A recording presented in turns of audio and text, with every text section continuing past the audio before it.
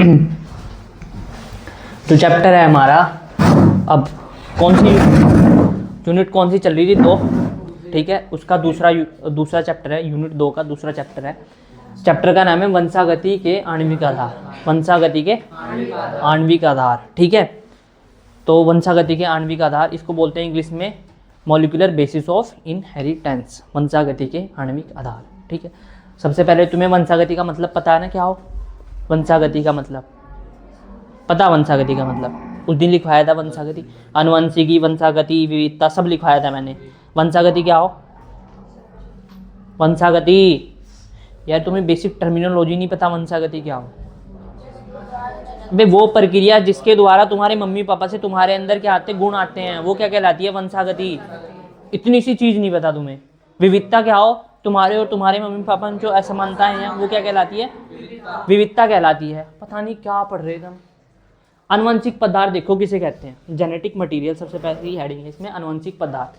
आनुवंशिक पदार्थ होते हैं हमारे डीएनए और आरएनए, इतना तो पता, क्योंकि डीएनए और आरएनए एक सूचना को एक पीढ़ी से दूसरी पीढ़ी में लेके जाते हैं। इतना तो पता सबको कि डीएनए और जो आरएनए होते हैं उनको क्या कहते हैं, आनुवंशिक पदार्थ कहते हैं। आनुवंशिक पदार्थ हो गया, इसमें वही लिख रखा है, यह वह पदार्थ होता है जो आनुवंशिक सूचनाओं को रखता है। मतलब आनुवंशिक पदार्थ के अंदर क्या भरी रहेगी, जैसे कंप्यूटर होता है, कंप्यूटर के अंदर जो कोडिंग होती है, कोडिंग जो करते हैं उसके अंदर सारी कंप्यूटर का जितना भी डाटा होता है वो उस कोडिंग के अंदर निहित रहता है, ठीक है। जैसे तुम्हारा दिमाग है ना, दिमाग के अंदर सारी सूचनाएं हैं, दिमाग के अंदर क्या है, सूचनाएं हैं सारी। ऐसे ही जो आनुवंशिक पदार्थ होता है, आनुवंशिक पदार्थ के अंदर ही सारी क्या होती है, सूचनाएं होती है। क्या रखता है वो, सारी सूचनाओं को इकट्ठा करके रखता है और उन सूचनाओं को अगली पीढ़ी तक पहुंचाता है। पता चल गया आनुवंशिक पदार्थ क्या हो, यहाँ तो तुम्हें पता चल जाएगा। मैं पूछूंगा 2 दिन बाद आके, 1 हफ्ते बाद आगे कि आनुवंशिक पदार्थ क्या हो, पता ही नहीं जी गोल, ठीक है। तो आनुवंशिक पदार्थ को इंग्लिश में बोलते हैं जेनेटिक मटेरियल। क्या हो जेनेटिक मटेरियल, आनुवंशिक पदार्थ क्या हो, ऐसा पदार्थ जिसमें आनुवंशिक सूचनाएं क्या होती हैं, इकट्ठा रहती है, या वह पदार्थ जो आनुवंशिक सूचनाओं को रखता है, ठीक है, और उन सूचनाओं को एक पीढ़ी से दूसरी पीढ़ी में पहुंचाता है, वो क्या कहलाता है, आनुवंशिक पदार्थ। ऐसे आनुवंशिक पदार्थ कौन कौन से हैं, डीएनए है और आरएनए है, ठीक है भाई। कोई दिक्कत है यहाँ तक नहीं। उसके बाद पढ़नी है डीएनए की संरचना। क्या, डीएनए की संरचना, डीएनए हो क्या, ठीक है। डीएनए का पूरा नाम किसी को पता,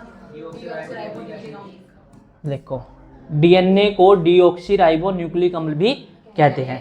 आनुवंशिक पदार्थ है डीएनए, क्या आनुवंशिक पदार्थ, ठीक है। यह बहुत सारे न्यूक्लियोटाइड से मिलकर बना होता है। न्यूक्लियोटाइड भी 3 घटकों से मिलकर बना होता है। अब देखो यार, जो डीएनए हो ना, डीएनए सिंपल डीएनए है, डीएनए न्यूक्लियोटाइड से मिलकर बनाओ, बहुत सारी किससे मिलकर बनाओ, न्यूक्लियोटाइड से। जैसे ये कमरा है, कमरा पूरा डीएनए मान लो, ठीक है। इसमें किस किस चीज़ से मिलकर बना हुआ है, ईंट से मिलकर बना हुआ है ना। तो जो ऐसी डीएनए है, डीएनए क्या है, बहुत बड़ा डीएनए है, ठीक है। इस डीएनए को मान लो ये कमरा है, ठीक है, उसके अंदर छोटी छोटी क्या है, ईंट है। ऐसे ही इसके अंदर छोटी छोटी क्या होती है, न्यूक्लियोटाइड होती है। क्या होती है इसके अंदर, छोटी छोटी न्यूक्लियोटाइड। तो डीएनए जो होता है बहुत सारी किससे मिलकर बना होता है, न्यूक्लियोटाइड से। जैसे ये कमरा है बहुत सारी ईंटों से मिलकर बना है ना, ऐसी जो डीएनए होता है वो किससे मिलकर बना होता है, न्यूक्लियोटाइड से। किससे मिलकर बना होता है, न्यूक्लियोटाइड से, ठीक है भाई। समझ आया यहाँ तक, कोई दिक्कत नहीं ना। उसके बाद जो न्यूक्लियोटाइड होती है ना, न्यूक्लियोटाइड में देखो क्या क्या चीज़ होती है न्यूक्लियोटाइड में। डीएनए पता ना, डीएनए पता चलेगा क्या हो, डीएनए आनुवंशिक पदार्थ है, आरएनए भी आनुवंशिक पदार्थ है। डीएनए के बारे में बता रहा है मैं तुम्हें अभी सारा। जो देखो जरा, न्यूक्लियोटाइड, क्या, एक होता है न्यूक्लियोटाइड, एक होता है न्यूक्लियोसाइड। देखो न्यूक्लियोसाइड और न्यूक्लियोटाइड, इसका अंतर है टा का और सा का, ठीक है। न्यूक्लियोटाइड और न्यूक्लियोसाइड।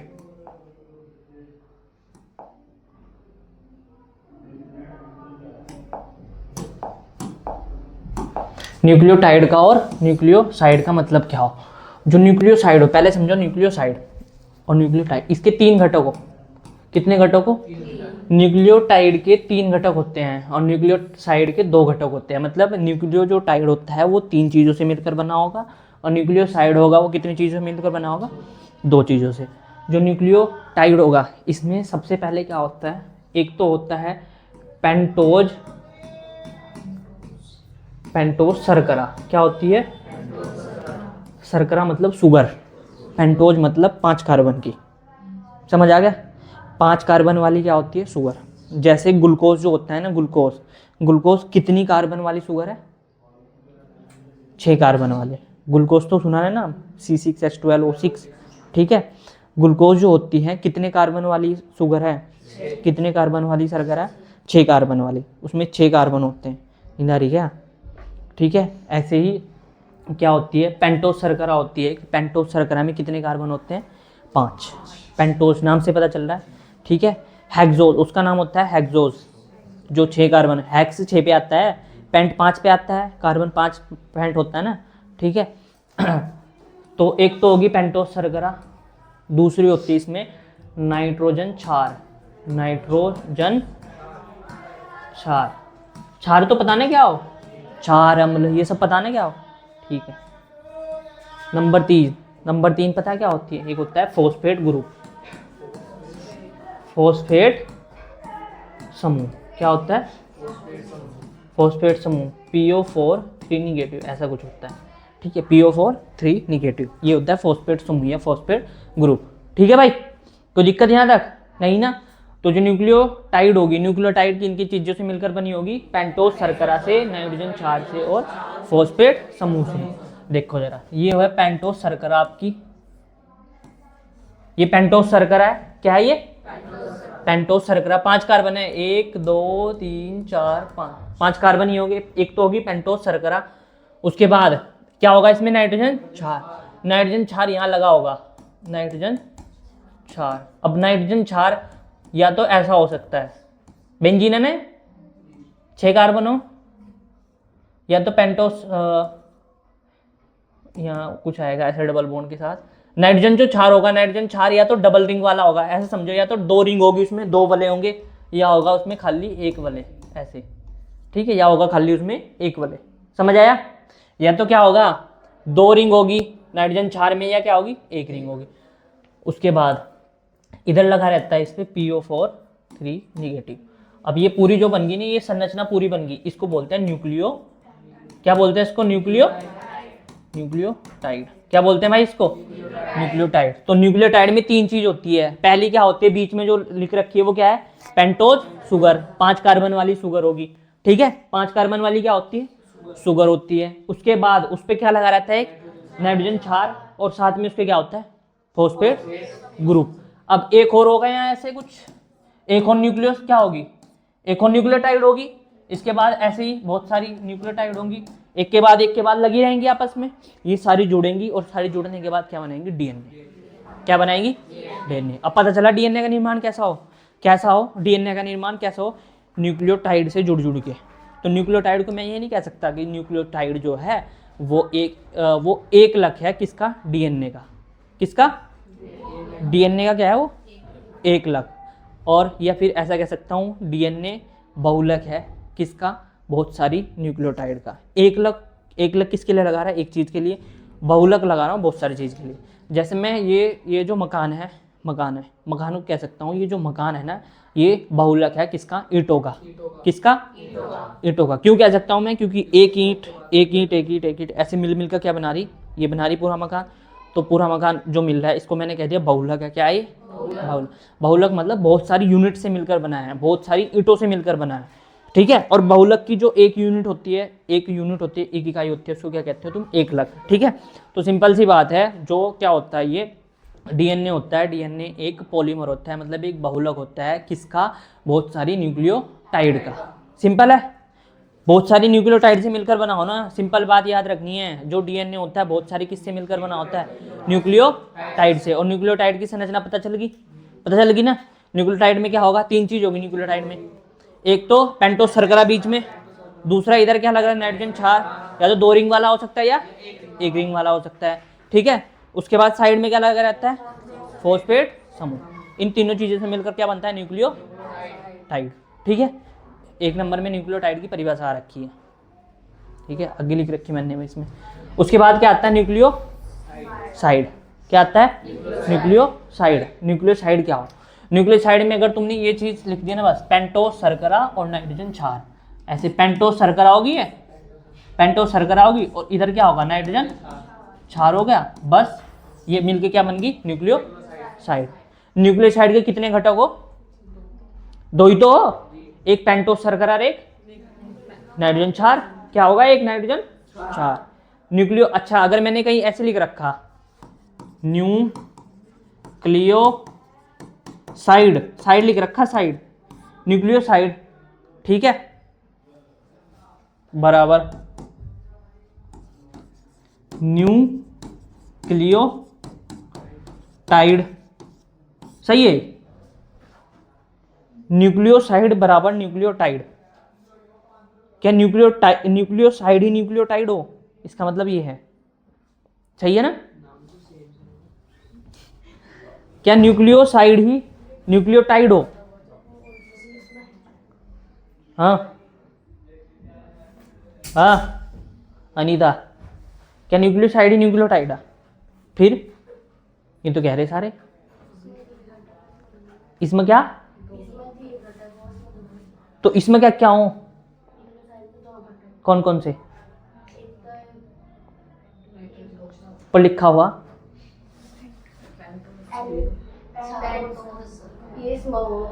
पेंटोस शर्करा और नाइट्रोजन क्षार, ही किस में होंगे? न्यूक्लियोसाइड में। और इसमें क्या होंगे? तो ये दोनों बराबर नहीं है।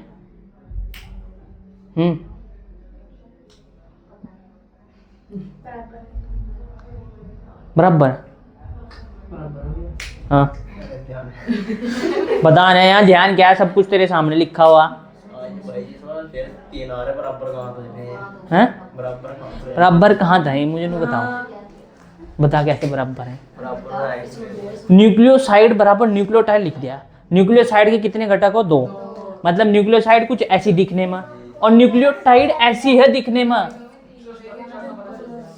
स्ट्रक्चर से ही पता चल रहा। देख न्यूक्लियोसाइड तो ऐसी है, न्यूक्लियोसाइड कैसी? ऐसी। न्यूक्लियोसाइड में पेंटोस शर्करा होगी, नाइट्रोजन क्षार होगे, ठीक है। और न्यूक्लियोटाइड क्या?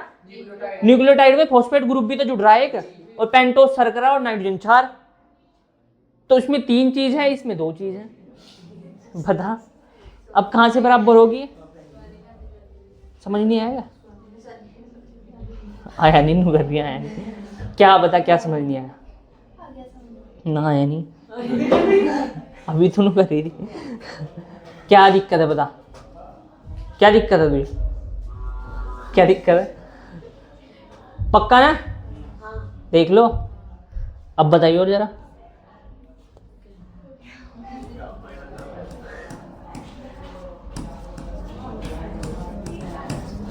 अब बताओ, अब सही है हो?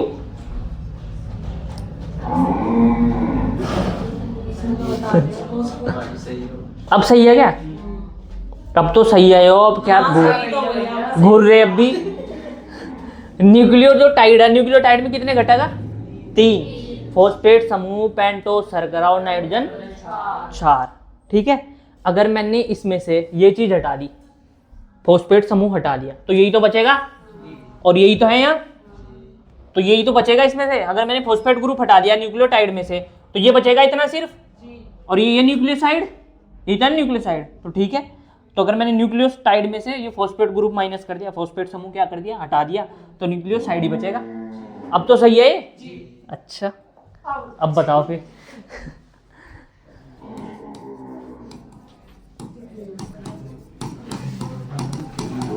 न्यूक्लियोसाइड प्लस फॉस्फेट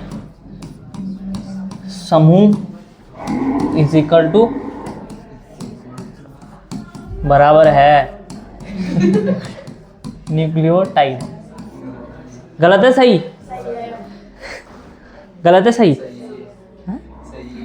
तो अभी तो गलत बता रहा है यार, पूरा विश्वास ही नहीं है तुझे, इसका मतलब अपने ऊपर कंफ्यूजन में तू है ना? कैसे सही है अब? जी इसमें सेम ही होगा जी, न्यूक्लियोटाइड हैं? ठीक है जी। और ये और इसमें भी 3 ही और किस्मत क्या हो मुझे नहीं पता। बुद्धि ना बुद्धि खोल ला बुद्धि यहाँ खोल बुद्धि खोल या खोल इस पता नहीं कहाँ ध्यान दे रहा। तू बता बराबर सही है यो? सही बता सही है या नहीं है? डंडा लाओ कहाँ? डंडा तो है नहीं यार यहाँ कहाँ गया डंडा ला यार जा। बता सही है क्या यो? कैसे सही है?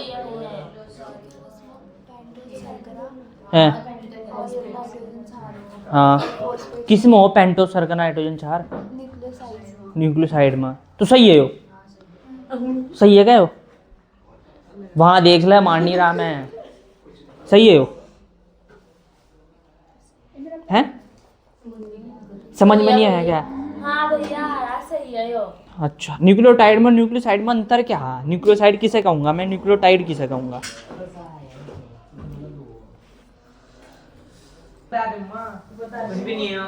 अच्छा जब तेरे से पूछूं देखो जरा न्यूक्लियोटाइड क्या हो? न्यूक्लियोटाइड में कितने घटक हो? 3 चीजों से मिलकर बना होगा। एक फॉस्फेट समूह से, ठीक है, दूसरा पेंटोस शर्करा से और साइड में क्या लगा रहेगा? नाइट्रोजन क्षार। अगर उसमें मैंने बात करी सिर्फ पेंटोस शर्करा की और नाइट्रोजन क्षार की तो वो क्या रहेगा? न्यूक्लियोसाइड। न्यूक्लियोसाइड में प्लस कर दिया फॉस्फेट समूह, न्यूक्लियोसाइड में प्लस कर दिया फॉस्फेट समूह तो अब वो क्या बन जाएगा? न्यूक्लियोटाइड। ठीक है। जो डीएनए होता है बहुत सारे किससे मिलकर बना होता है? न्यूक्लियोसाइड से या टाइड से? टाइड से। ठीक है।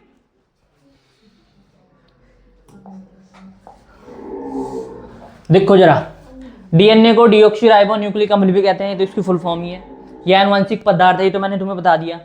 ये बहुत सारे न्यूक्लियोटाइड से मिलकर बना होता है, ये भी बता दिया। डीएनए बहुत सारे न्यूक्लियोटाइड से मिलकर बना होता है इसलिए इसको बोलते हैं पॉलीन्यूक्लियोटाइड। पॉलीन्यूक्लियोटाइड। ठीक है। पॉली मतलब बहुत सारे। ये तो बहुत बारी आया ना। पॉली एम्ब्रियोनी याद आया? पॉली एम्ब्रियोनी बहुत सारे एम्ब्रियो। तुम क्यों हंस रहे?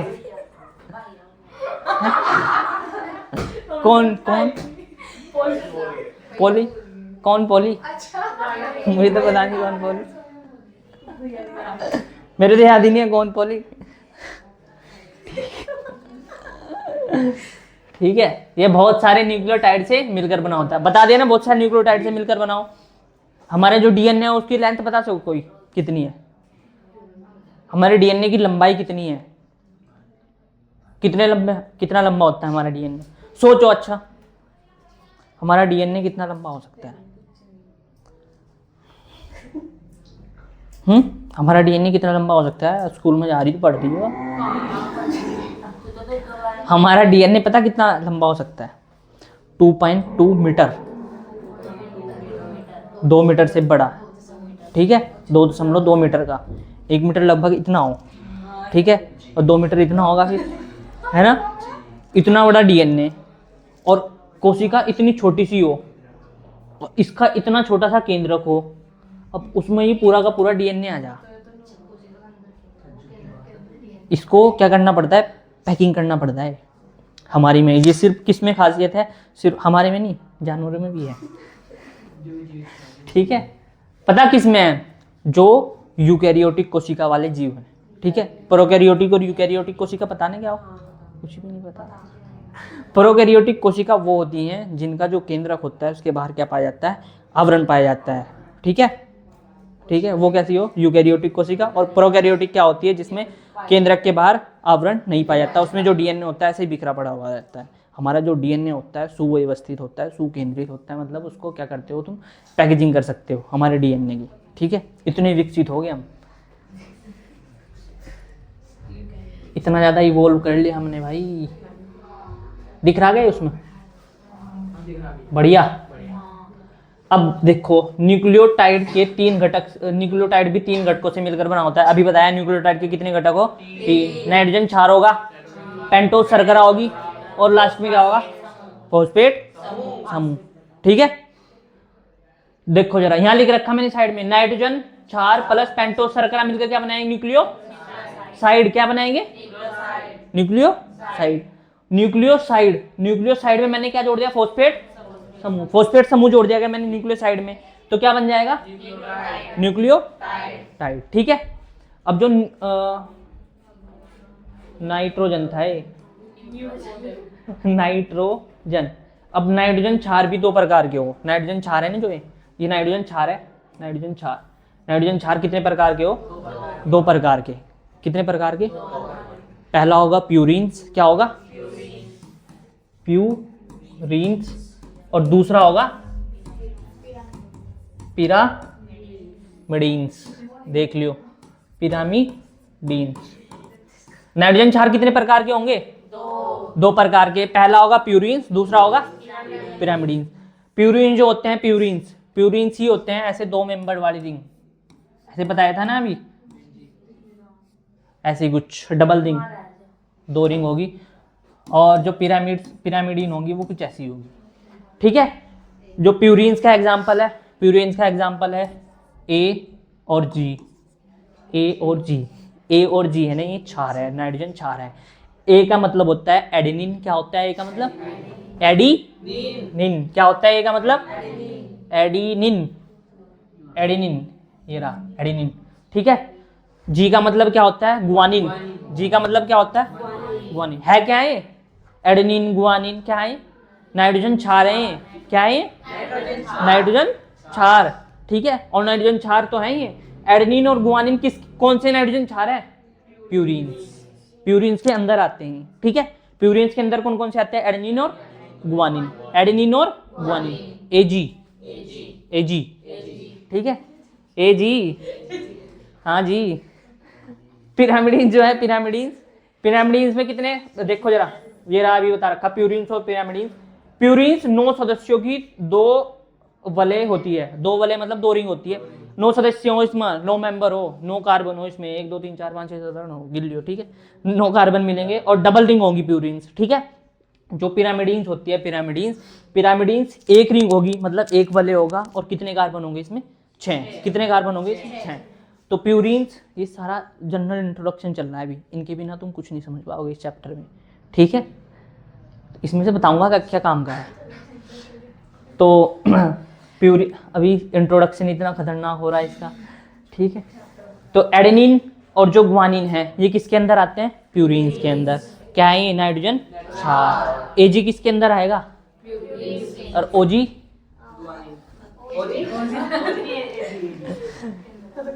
ठीक है। एजी किसके अंदर आएगा? प्यूरिन्स के। ठीक है। और उसके बाद क्या आती है? पिरामिडीन्स। पिरामिडीन्स 6 सदस्यों की एक सिंगल रिंग होगी। इसके अंदर आता है साइटोसिन, यूरेसिल और थाइमीन। ऐसे याद रखियो। इसके अंदर आएगा CUT कट, एजी कट। ठीक है। एजी कट। एजी में प्यूरिन्स और कट किस में आएगा? ए मतलब एडेनिन, जी मतलब गुआनिन, सी मतलब साइटोसिन, यू मतलब, टी मतलब थाइमीन। इन 5 में से कोई 4 होंगे डीएनए के अंदर, इन 5 में से कोई 4 होंगे आरएनए के अंदर। 5 के 5 नहीं होते। ठीक है। अभी बताया ना डीएनए किस किस चीज से मिलकर बना हो? न्यूक्लियोटाइड से। और उस न्यूक्लियोटाइड के अंदर क्या है? उस न्यूक्लियोटाइड के अंदर क्या है? नाइट्रोजन क्षार। अब नहीं, नाइट्रोजन क्षार है। देखो इसके अंदर मानने के बाद एडेनिन है, यहाँ नाइट्रोजन क्षार क्या है? एडेनिन। यहाँ थाइमीन, यहाँ गुआनिन, यहाँ साइटोसिन। तो कोई 4 होंगे, यूरेसिल नहीं आनेगा, 5वां नहीं आनेगा। ये नाइट्रोजन क्षार है ना।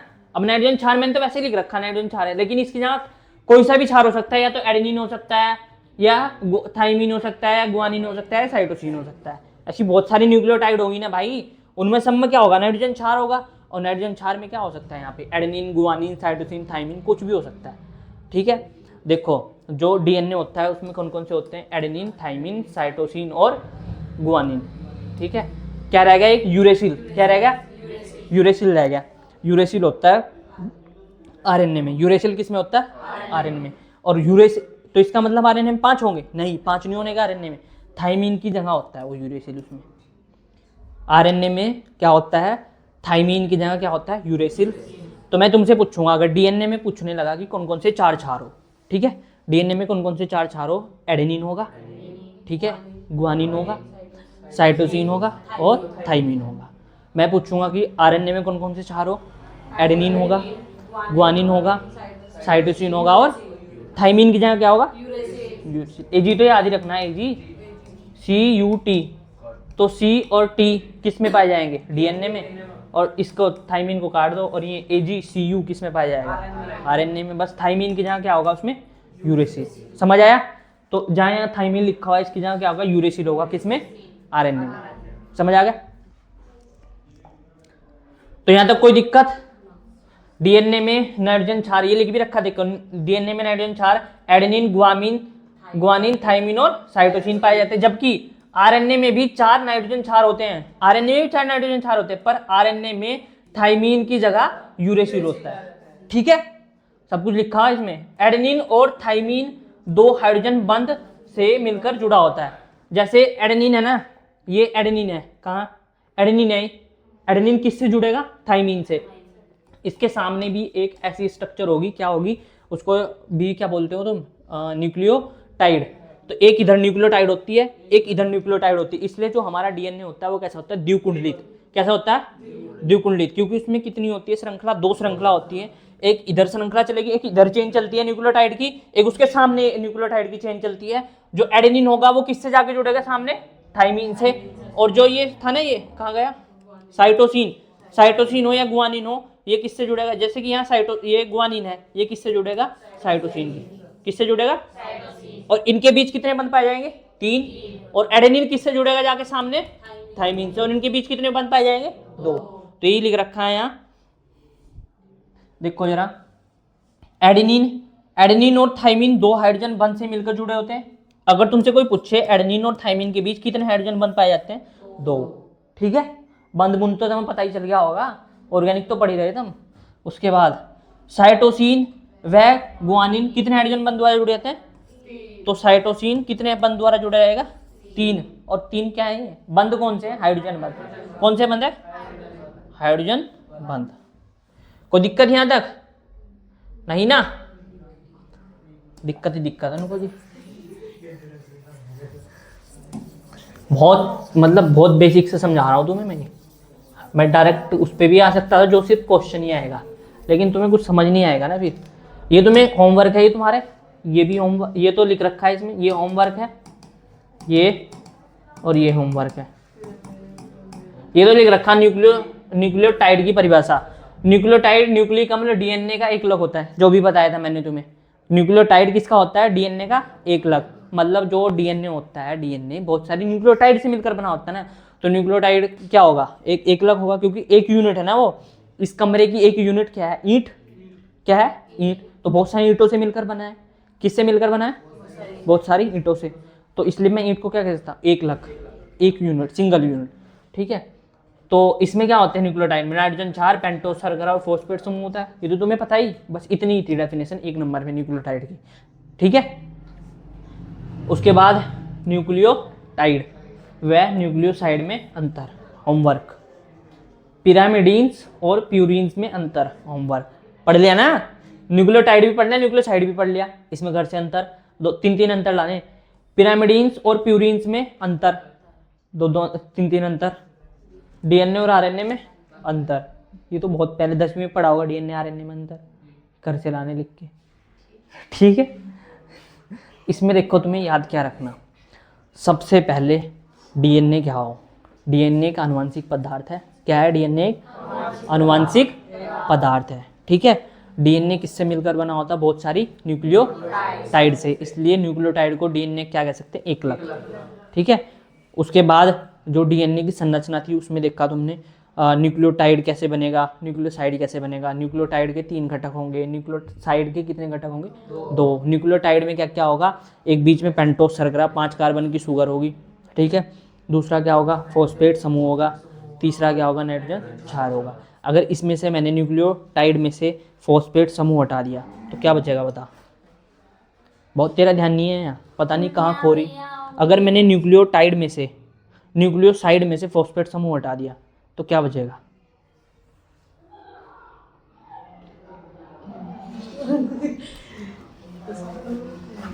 अगर मैंने न्यूक्लियोसाइड में से फॉस्फेट समूह हटा दिया तो क्या बचेगा? है नहीं ना तेरा ध्यान, मुझे बता ना, कहाँ क्या चल रहा तेरे दिमाग में, पता मुझे किसका ध्यान है यहाँ किसका नहीं।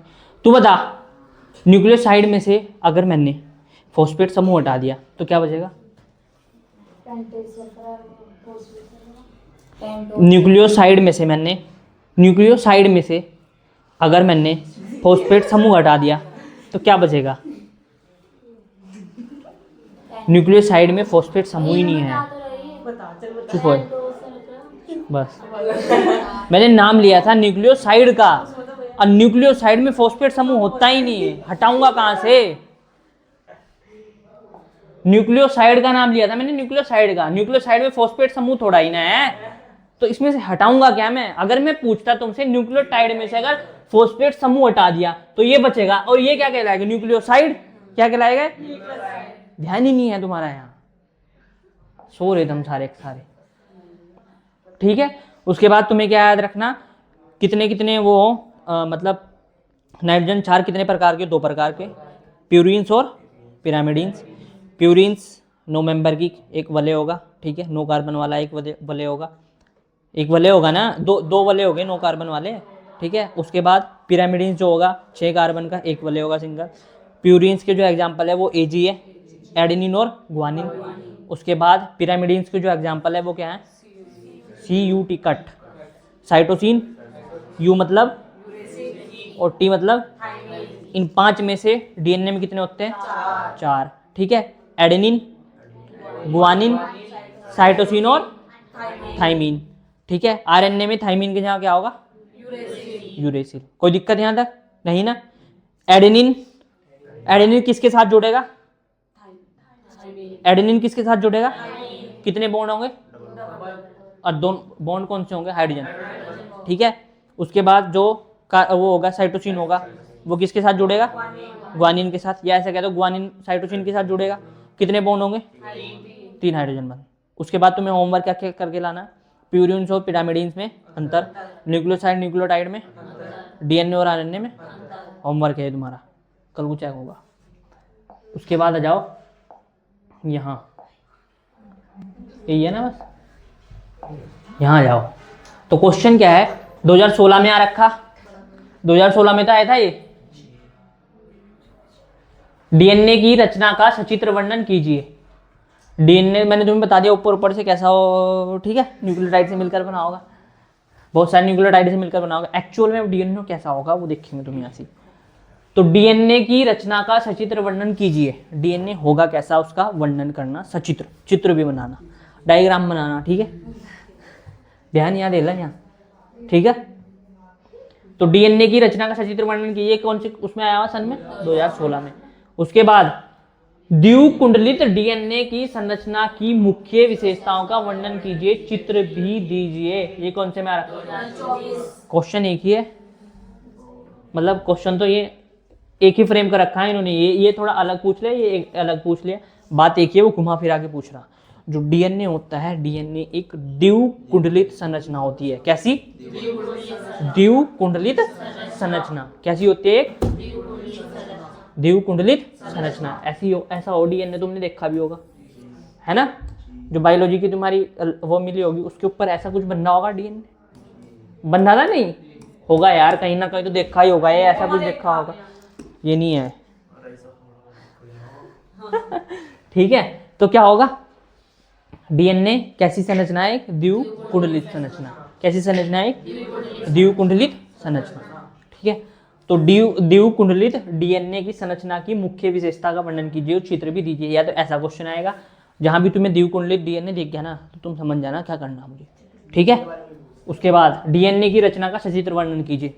और मैं पहले ही बता रहा, इस चैप्टर से अगर तुम्हें कोई भी क्वेश्चन तुम्हें समझ नहीं आ रहा, ऐसा लिखा हुआ दिख गया कहीं पे डीएनए, पूरे क्वेश्चन में तुम्हें डीएनए याद आ गया ना, डीएनए, हाँ इसमें डीएनए है, कुछ ना कुछ पूछ रहा, उसे क्वेश्चन का तुम्हें मतलब नहीं पता, ठीक है, उस क्वेश्चन का तुम्हें मीनिंग नहीं पता कि वो क्या पूछना चाह रहा, तो तुम इस चैप्टर का जो भी क्वेश्चन तुम्हें याद होगा, जो भी आंसर याद होगा, वही चेप दियो, ठीक है। यो पास होने की ट्रिक, मजाक नहीं कर रहा मैं, सही बता रहा मैं तुम्हें। अगर इस चैप्टर से तुम्हें जो क्वेश्चन आया है उसका समझ नहीं आ रहा, वो उसमें करना क्या, मुझे आंसर क्या लिखूँ इसका, लेकिन तुम्हारे पास टाइम भी है, सब कुछ है, तुम्हें कुछ समझ नहीं आ रहा। और ऐसा क्वेश्चन पता है कहाँ लिखे करें? बीच में, ना शुरू में लिखो ना लास्ट में लिखो, बीच में लिखो। और उसका ना पता क्या करोगे, क्वेश्चन नंबर लिखा, क्वेश्चन लिखा खाली कि क्वेश्चन, उसका आंसर लिख दिया, ठीक है। मतलब पहले तो तुम ऐसे तो नहीं करता कोई क्वेश्चन लिखेगा, मतलब क्वेश्चन भी लिखेगा, आंसर लिखा। अब ये मत डालना कि आंसर नंबर है कितना, ठीक है, उसको पता ही नहीं चलेगा, वो ढूंढता है। ये सारे फंडे हो, ठीक है, मजाक नहीं कर रहा मैं। ऐसा ही करोगे तुम, अगर तुम्हें क्वेश्चन समझ नहीं आ रहा ना कि मुझे इसमें करना क्या, मैंने करा ना, मैं बता रहा, मैंने करा केमिस्ट्री, मुझे एक क्वेश्चन समझ नहीं आ रहा था इसमें होगा क्या, ठीक है। तो मैंने उस चैप्टर का जो विधि मुझे याद थी वो उसका अमाइंस का कोई टेस्ट था, लास्ट में अमाइंस एक चैप्टर पढ़ा ना ऑर्गेनिक केमिस्ट्री में, उसका कोई टेस्ट था वो, और ना मैंने पढ़ा था वो क्वेश्चन भी नहीं पढ़ा था आज तक, वो कुछ नया ही फ्रेम कर रखा था उन्होंने 2018 में। तो मैंने उसकी जगह कुछ और आंसर चेप दिया, मुझे नंबर पूरे मिले क्योंकि मुझे बताना, तुम्हें भी ऐसा ही करना। अगर तुम्हें इस चैप्टर से कुछ भी समझ नहीं आ रहा ना, कि इस बार इससे पता कौन सा क्वेश्चन आया था, डीएनए फिंगरप्रिंटिंग वाला, डीएनए अंगुली छापन किसे कहते हैं, लगभग 4-5 साल के बाद रिपीट हुआ इस बारी क्वेश्चन। ठीक है, समझ आ गया? समझ आ गया ना कैसे पास होना तुम्हें? डीएनए की रचना का सचित्र वर्णन कीजिए। इसका मतलब जो मैं पढ़ा रहा हूँ वो तुम्हारे लिए बहुत इंपॉर्टेंट है। कोई सा क्वेश्चन आए करना तुम्हें यही, ठीक है।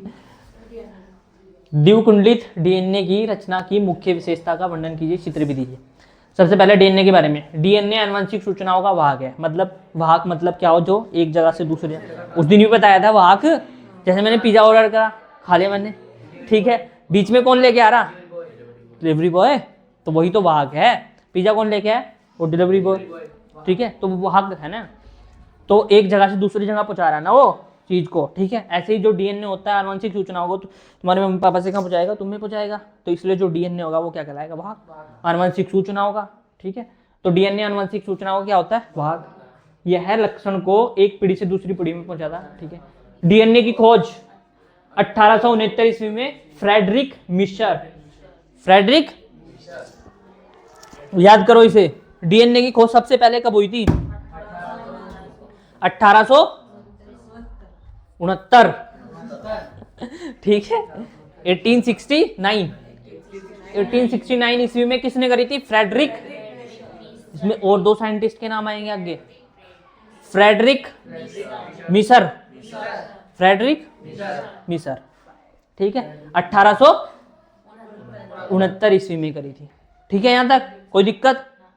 उसके बाद डीएनए की द्विकुंडलित संरचना की जानकारी सबसे पहले 1953 ईस्वी में वॉटसन और क्रिक ने दी। क्या हो गया, 2 साइंटिस्ट के नाम याद करने तुम्हें, हाँ 3 चल, 1800 इसकी डीएनए खोज कब हुई थी, मतलब इसका मतलब उससे पहले कुछ पता ही नहीं था डीएनए ढूंढने के बारे में, है कुछ भी नहीं पता था 1869 से पहले। जैसे जैसे इलेक्ट्रॉन माइक्रोस्कोप की खोज हुई ना, मतलब छोटी छोटी चीज़ों को देखना शुरू करा, तो उसके बाद जाके इसने, इस भाई साहब ने, कहाँ गया है, फ्रेडरिक मिशर ने, इसके बाद तो बहुत खोज हो चुकी है, इस भाई साहब ने किसकी खोज करी थी, डीएनए की, ठीक है। उसके बाद 1953 में वॉटसन और क्रिक ने जो डीएनए की द्विकुंडलित संरचना होती है, ऐसी संरचना, ये द्विकुंडलित संरचना बोलते हैं इसको डीएनए की, ठीक है, द्विकुंडलित संरचना डीएनए की किसने दी थी, वॉटसन और क्रिक ने। सन कौन सा था, 1953। रटा होना चाहिए, रटा, बिल्कुल रटा, बहुत बारी क्वेश्चन आ चुका है, बहुत बारी ये वाला, इसमें सन और नहीं लिखे हुए, बहुत बारी पर क्वेश्चन आ चुके हैं ऐसे कि डीएनए की द्विकुंडलित संरचना के बारे में समझाइए, डीएनए की द्विकुंडलित संरचना का सचित्र वर्णन कीजिए, ठीक है। हाफ ईयरली में जाके देखिए, जरूर आया होगा क्वेश्चन, बहुत इंपॉर्टेंट, मतलब 25 में पता नहीं, मैं नहीं कह रहा मैं नहीं कह रहा आएगा नहीं आएगा, बोर्ड की बात कर, बोर्ड की, ठीक है।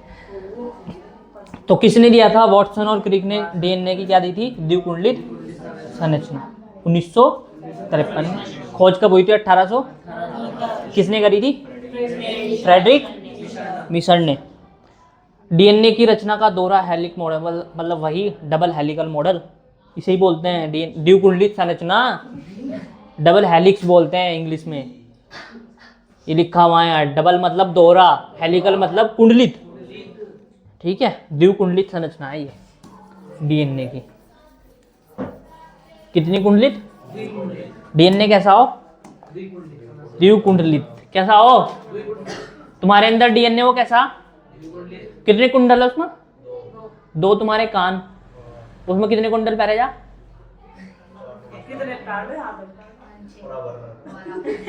कहीं बागड़न है तू। कितने पैर? लमी तो पैर का रखा है यहाँ तक। अरे ठीक है, 1 कुंडल इधर 1 कुंडल इधर, इसका मतलब तुम्हारा डीएनए कितना कुंडल है? तो कुछ साइंस है इस बात का? देखो जरा, इस मॉडल के अनुसार डीएनए अणु पॉलीन्यूक्लियोटाइड की 2 प्रति समांतर श्रृंखलाओं से बना होता है। अब देखो जरा, हमारे बैंक में इतना आता है, पैसा क्यों है? कोई मुझे रोक क्यों नहीं रहा है? क्यों घूम रहा हूं मैं? क्यों घूम रहा हूं मैं? देखो जरा इसकी संरचना कैसे बनेगी, द्विकुंडली संरचना कैसे बनेगी इसकी। अभी मैंने तुम्हें बताया था न्यूक्लियोटाइड क्या हो, बीच में क्या होगी, एक पेंटोस शर्करा, ऐसे बना दिया उसको मैंने, ठीक है। पेंटोस शर्करा पे एक क्या लगा रहेगा, इधर नाइट्रोजन क्षार, क्या लगा रहेगा, और दूसरी तरफ क्या लगा रहेगा, दूसरी तरफ क्या लगा रहेगा, क्या, फॉस्फेट फॉस्फेट समूह लगा रहेगा। ये तो होगी एक न्यूक्लियोटाइड। उसके बाद एक और न्यूक्लियोटाइड कुछ ऐसी होगी इधर, इस पे भी फॉस्फेट समूह लगा रहेगा, PO4 3 नेगेटिव और नाइट्रोजन क्षार, ऐसा लगा रहेगा ना, ठीक है। ये क्या बनेगी, एक ये बनेगी एक पॉलीन्यूक्लियोटाइड। क्या बनेगी, एक पॉली मतलब बहुत सारी, और न्यूक्लियोटाइड मतलब पॉली का मतलब बहुत सारी, न्यूक्लियोटाइड, ठीक है। पॉलीन्यूक्लियोटाइड क्या होगी, तो ऐसे 1 होगी, 2 होगी, 3 होगी, 4 होगी, 5 होगी, बहुत सारी ऐसी क्या होगी, न्यूक्लियोटाइड होगी। तो बहुत सारे न्यूक्लियोटाइड को क्या बोलेंगे, पॉलीन्यूक्लियोटाइड। क्या बोलेंगे, पॉलीन्यूक्लियोटाइड। क्या बोल देंगे, पॉलीन्यूक्लियोटाइड। बहुत सारी जो श्रृंखला होगी इसको क्या बोल देंगे, बहुत सारी न्यूक्लियोटाइड होगी उसको क्या बोल देंगे,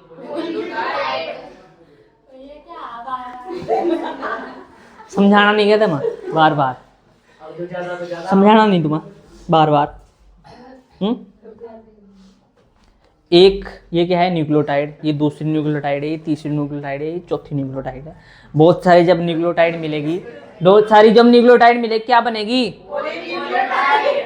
पॉलीन्यूक्लियोटाइड। हाँ ठीक है, एक पॉलीन्यूक्लियोटाइड चेन ही होगी, एक पॉलीन्यूक्लियोटाइड श्रृंखला क्या होगी, ये होगी। एक दूसरी पॉलीन्यूक्लियोटाइड श्रृंखला क्या होगी, इधर ये आपस में जुड़ेगी और किसका निर्माण करेंगी, डीएनए का। किसका, डीएनए का। तो ये पॉलीन्यूक्लियोटाइड, ये पॉलीन्यूक्लियोटाइड, ये एक दूसरे के प्रति समांतर हो। कैसी हो, क्या हो, मतलब एक सीधी तो दूसरी उल्टी। प्रति मतलब उल्टा, समांतर मतलब इसके पैरेलल में चलेगी उल्टी उल्टी, ठीक है। कैसी होगी, प्रति समांतर। तो यही लिखा हुआ है, इस मॉडल के अनुसार डीएनए अणु पॉलीन्यूक्लियोटाइड, किसका, पॉलीन्यूक्लियोटाइड का मतलब पता, पॉली मतलब बहुत सारा और न्यूक्लियोटाइड मतलब न्यूक्लियोटाइड, तो बहुत सारे न्यूक्लियोटाइड, ठीक है।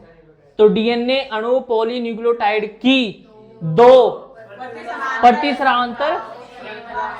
समांतर श्रृंखला पता ना, एक सीधी होगी दूसरी उल्टी होगी, ऐसे ऐसे चलती है दोनों, ठीक है। प्रति समांतर श्रृंखलाओं से बना होगा। पता चल गया डीएनए का मतलब कैसे कैसे बना होगा। उसके बाद इसमें एक न्यूक्लियोटाइड की पेंटोस शर्करा से, ये बताना पड़ेगा, ये बताना पड़ेगा।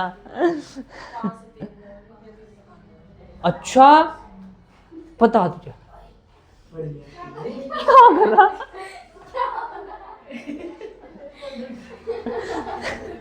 देखो जरा अब क्या होगा, क्या होता है इसमें। ये पॉलीन्यूक्लियोटाइड है, ठीक है।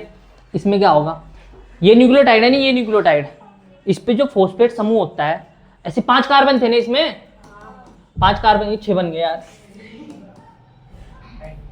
ठीक है। इसमें 5 कार्बन थे, तो इस 5वें कार्बन पे किधर कोई सा मान लियो, 1 2 3 4 5, तो इधर बैठेगा 5, इधर बैठेगा ना 5, ठीक है।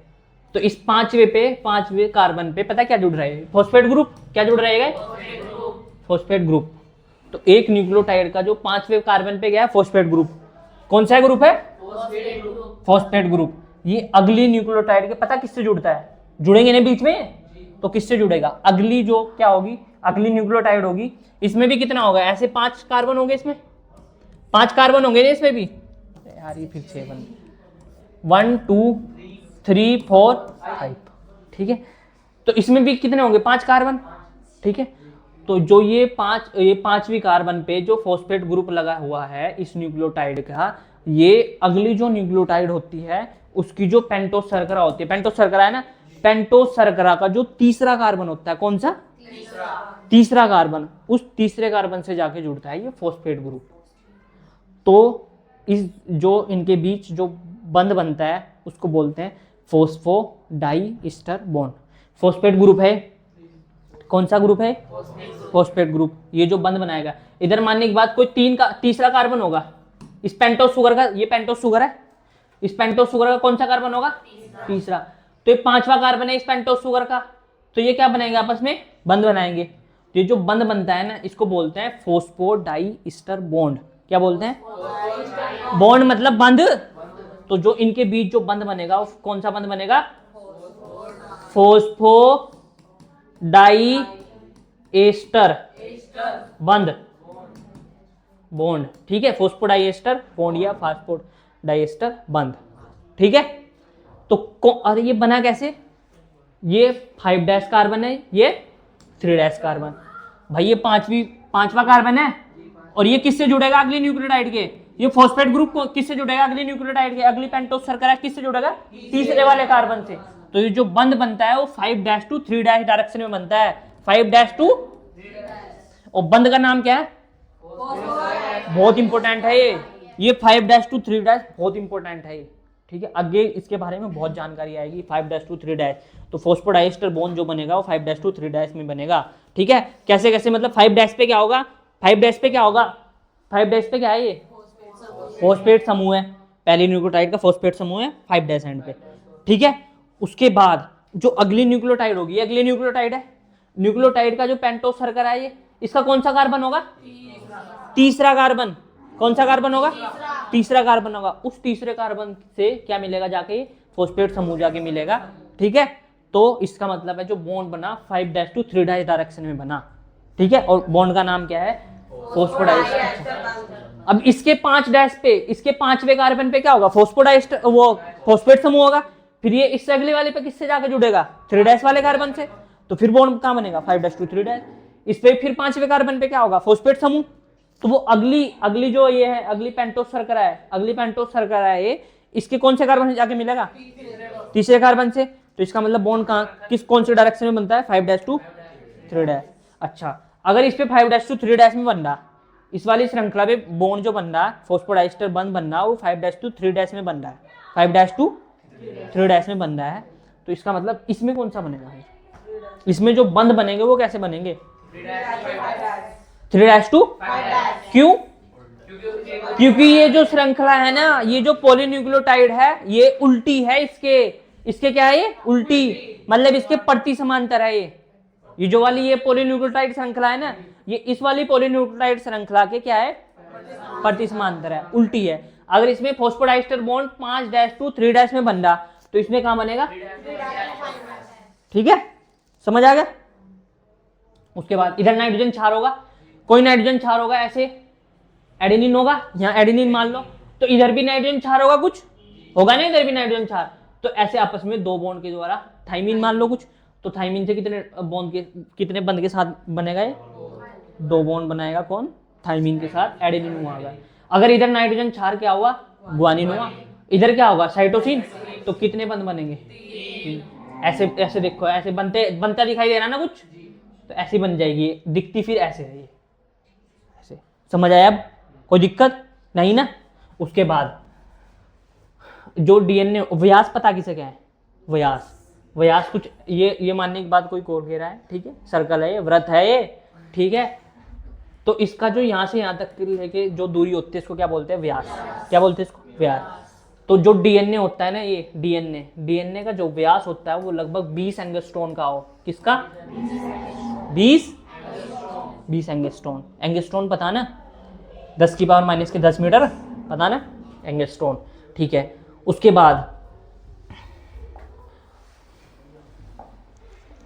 कहाँ गया, जो दो नाइट्रोजन क्षार है, ये एक नाइट्रोजन क्षार और ये दूसरा नाइट्रोजन क्षार, इनके बीच का जो गैप है वो पता कितना हो, 3.4 एंगस्ट्रॉन। कितना,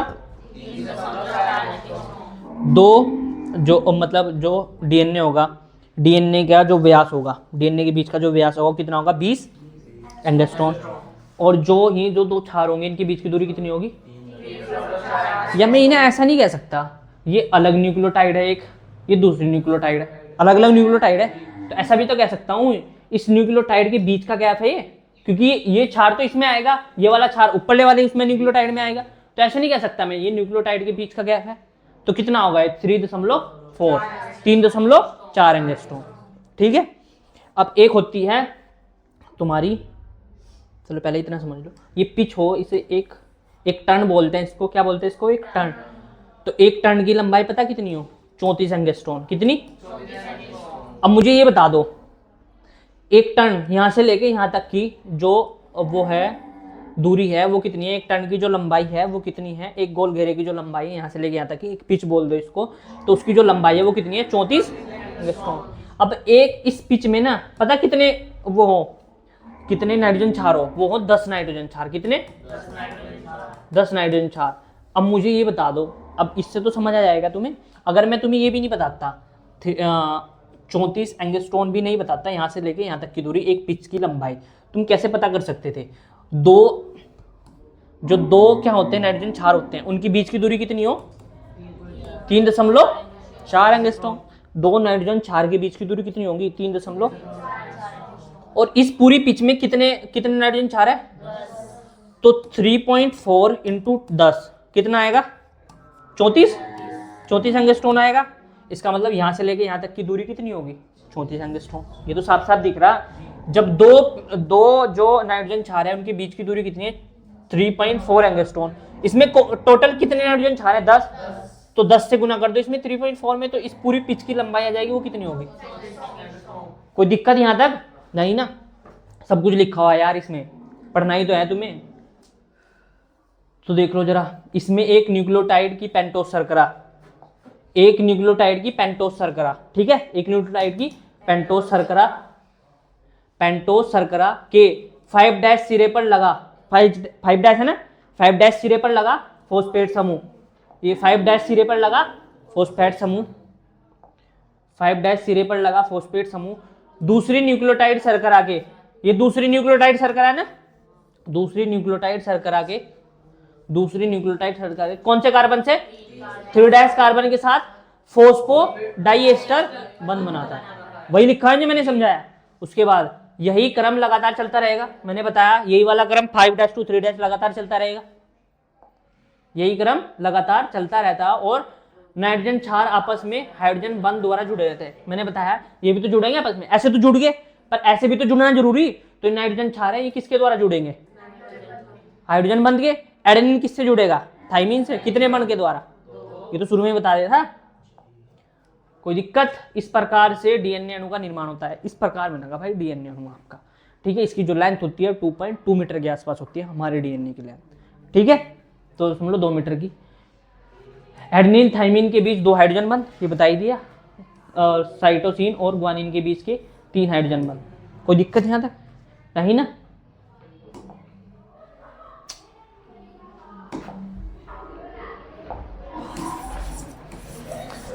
कोई दिक्कत यहां तक भाई,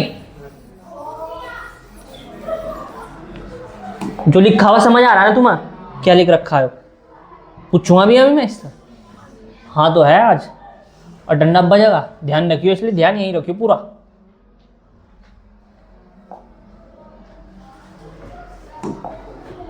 डीएनए के दोहरे हेलिकल का व्यास अभी बताया, जो डीएनए उसका दोहरे हेलिकल का व्यास कितना हो, 20 एंगस्ट्रॉन।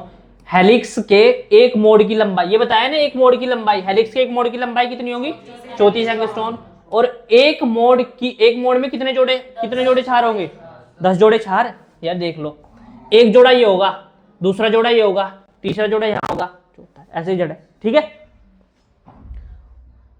तो ये आ गया, एक मोड़ में कितने जोड़े होंगे, जोड़े कैसे बोल रहा, ए के साथ टी होगा, ये पूरा एक जोड़ा, ये दूसरा जोड़ा होगा, यहाँ साइटोसिन के साथ ग्वानिन, फिर ए के साथ टी होगा, फिर जी के साथ, एक जोड़ा, 2 जोड़ा, 3, ठीक है, ऐसे कितने जोड़े होंगे?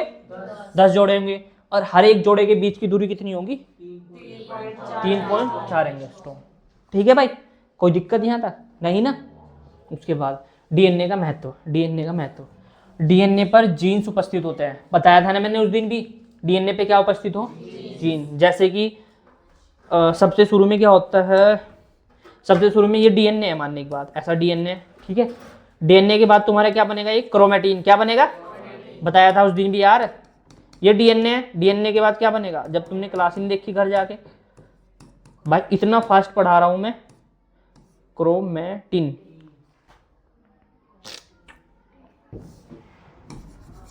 क्रोमेटिन, ठीक है। ये क्या होगा? क्रोमेटिन। और क्रोमेटिन कंडेंस होकर क्या बनाएगा? क्रोमोसोम। कुछ ऐसा बनेगा ना क्रोमोसोम, कुछ ऐसा बनेगा क्रोमोसोम।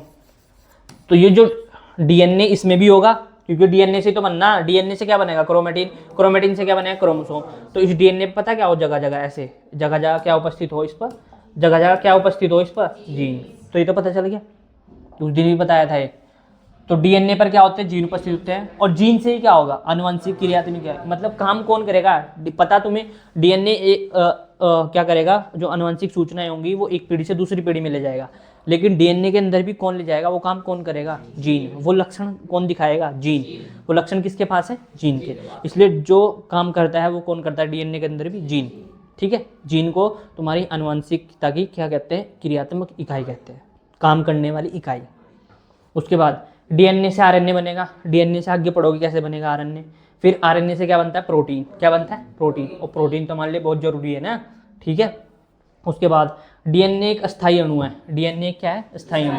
अस्थायी अणु है मतलब उसमें कोई चेंज नहीं कर सकते हम इतनी जल्दी, इसलिए इसमें उत्परिवर्तन की संभावनाएं क्या हो जाती है? कम। उत्परिवर्तन उस दिन समझाया था, अगर तुम्हारे जीन में, इस जीन में, ये जीन है या डीएनए है, इसमें कुछ भी फेरबदल हो गया ना, कुछ भी क्या होगा? फेरबदल। फेरबदल मतलब जैसे एडेनिन, एडेनिन के साथ क्या था? थाइमिन। अगर ये बेस पेयर पूरा यहाँ से गायब होगा, इस डीएनए में से पूरा बेस पेयर एक गायब हो गया यहाँ से, ठीक है, ये आगे हो गया, ये पीछे हो गया, तो इसमें क्या हो जाएगी? दिक्कत हो जाएगी।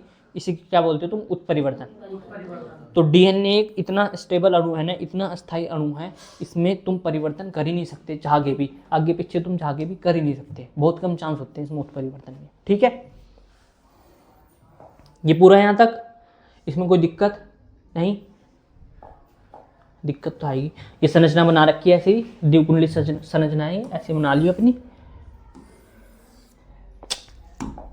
यार कैसे बनाऊं इसे?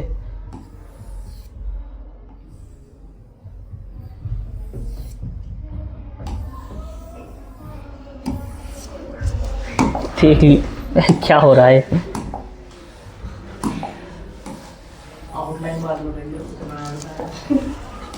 और अब बस आउटलाइन के ताऊ, ठीक है, ऐसे बनेगा ये, देख लियो अपने आप, ठीक है। जो व्यास होगा 20 एंगस्ट्रॉन का, ये एक टर्न की लंबाई जो होगी कितनी होगी? 34 एंगस्ट्रॉन।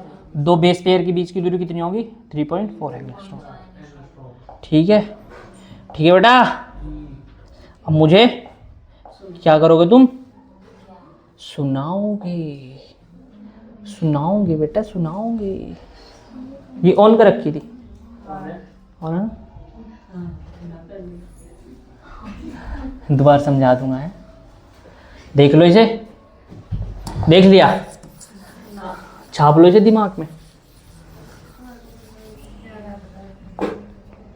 एक तो ये देख लो, फिर उसके बाद जब ये तुम्हें याद हो जाए, फिर उसके बाद आगे चलते हैं। इसको बंद कर दे थोड़ी देर।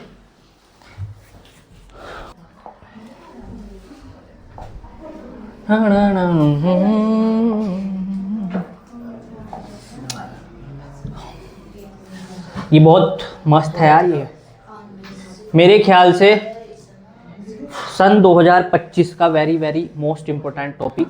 मैंने लिख दिया तो लिख दिया, बस अब 2026, ठीक है, अभी तो 25 चल रहा, तो मैंने लिख दिया तो लिख दिया।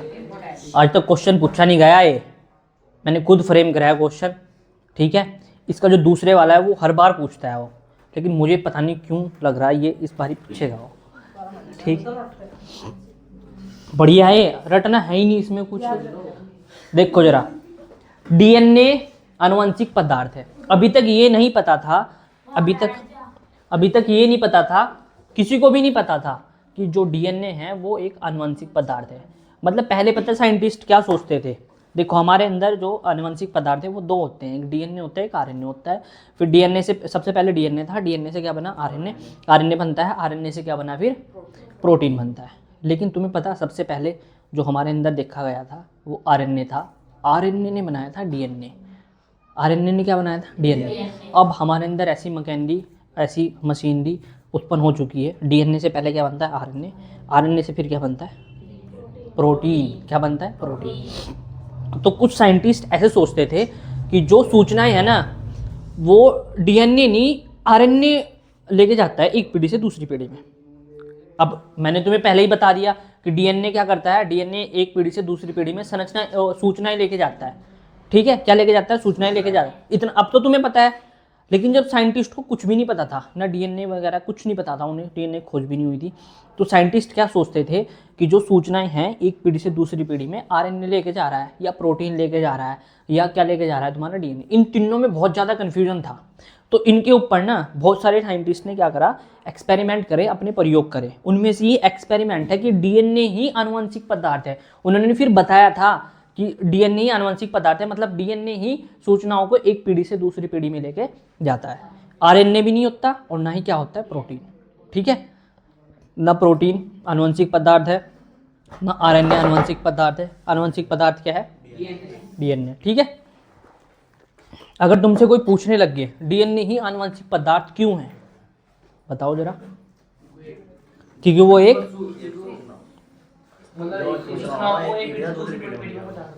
अच्छा, पहली बात ये, लेकिन आरएनए में भी ये गुण होता है, वो सूचनाओं को एक जगह से दूसरी जगह लेके जा सकता है वो आरएनए भी। फिर डीएनए को क्यों चुना, प्रकृति ने डीएनए को क्यों चुना, हमने थोड़ा ही नहीं ये बनाया कि डीएनए हमारे अंदर ये लेके जा रहा सूचना, ये तो प्रकृति ने अपने आप चुना ना, है ना, ये पहले से ही है ना, ये तो हमने सिर्फ खोज जा कि ऐसे हमारे अंदर क्या हो रहा है, ऐसी क्रिया हो रही, डीएनए यहाँ से यहाँ एक पीढ़ी से दूसरी पीढ़ी में जा रहा, ये तो प्रकृति ने अपने आप चयन कर रखा, ठीक है।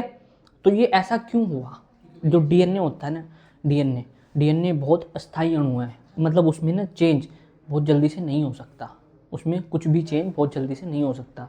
इसलिए जो डीएनए है तुम्हारा वो क्या है, एक आनुवंशिक पदार्थ है।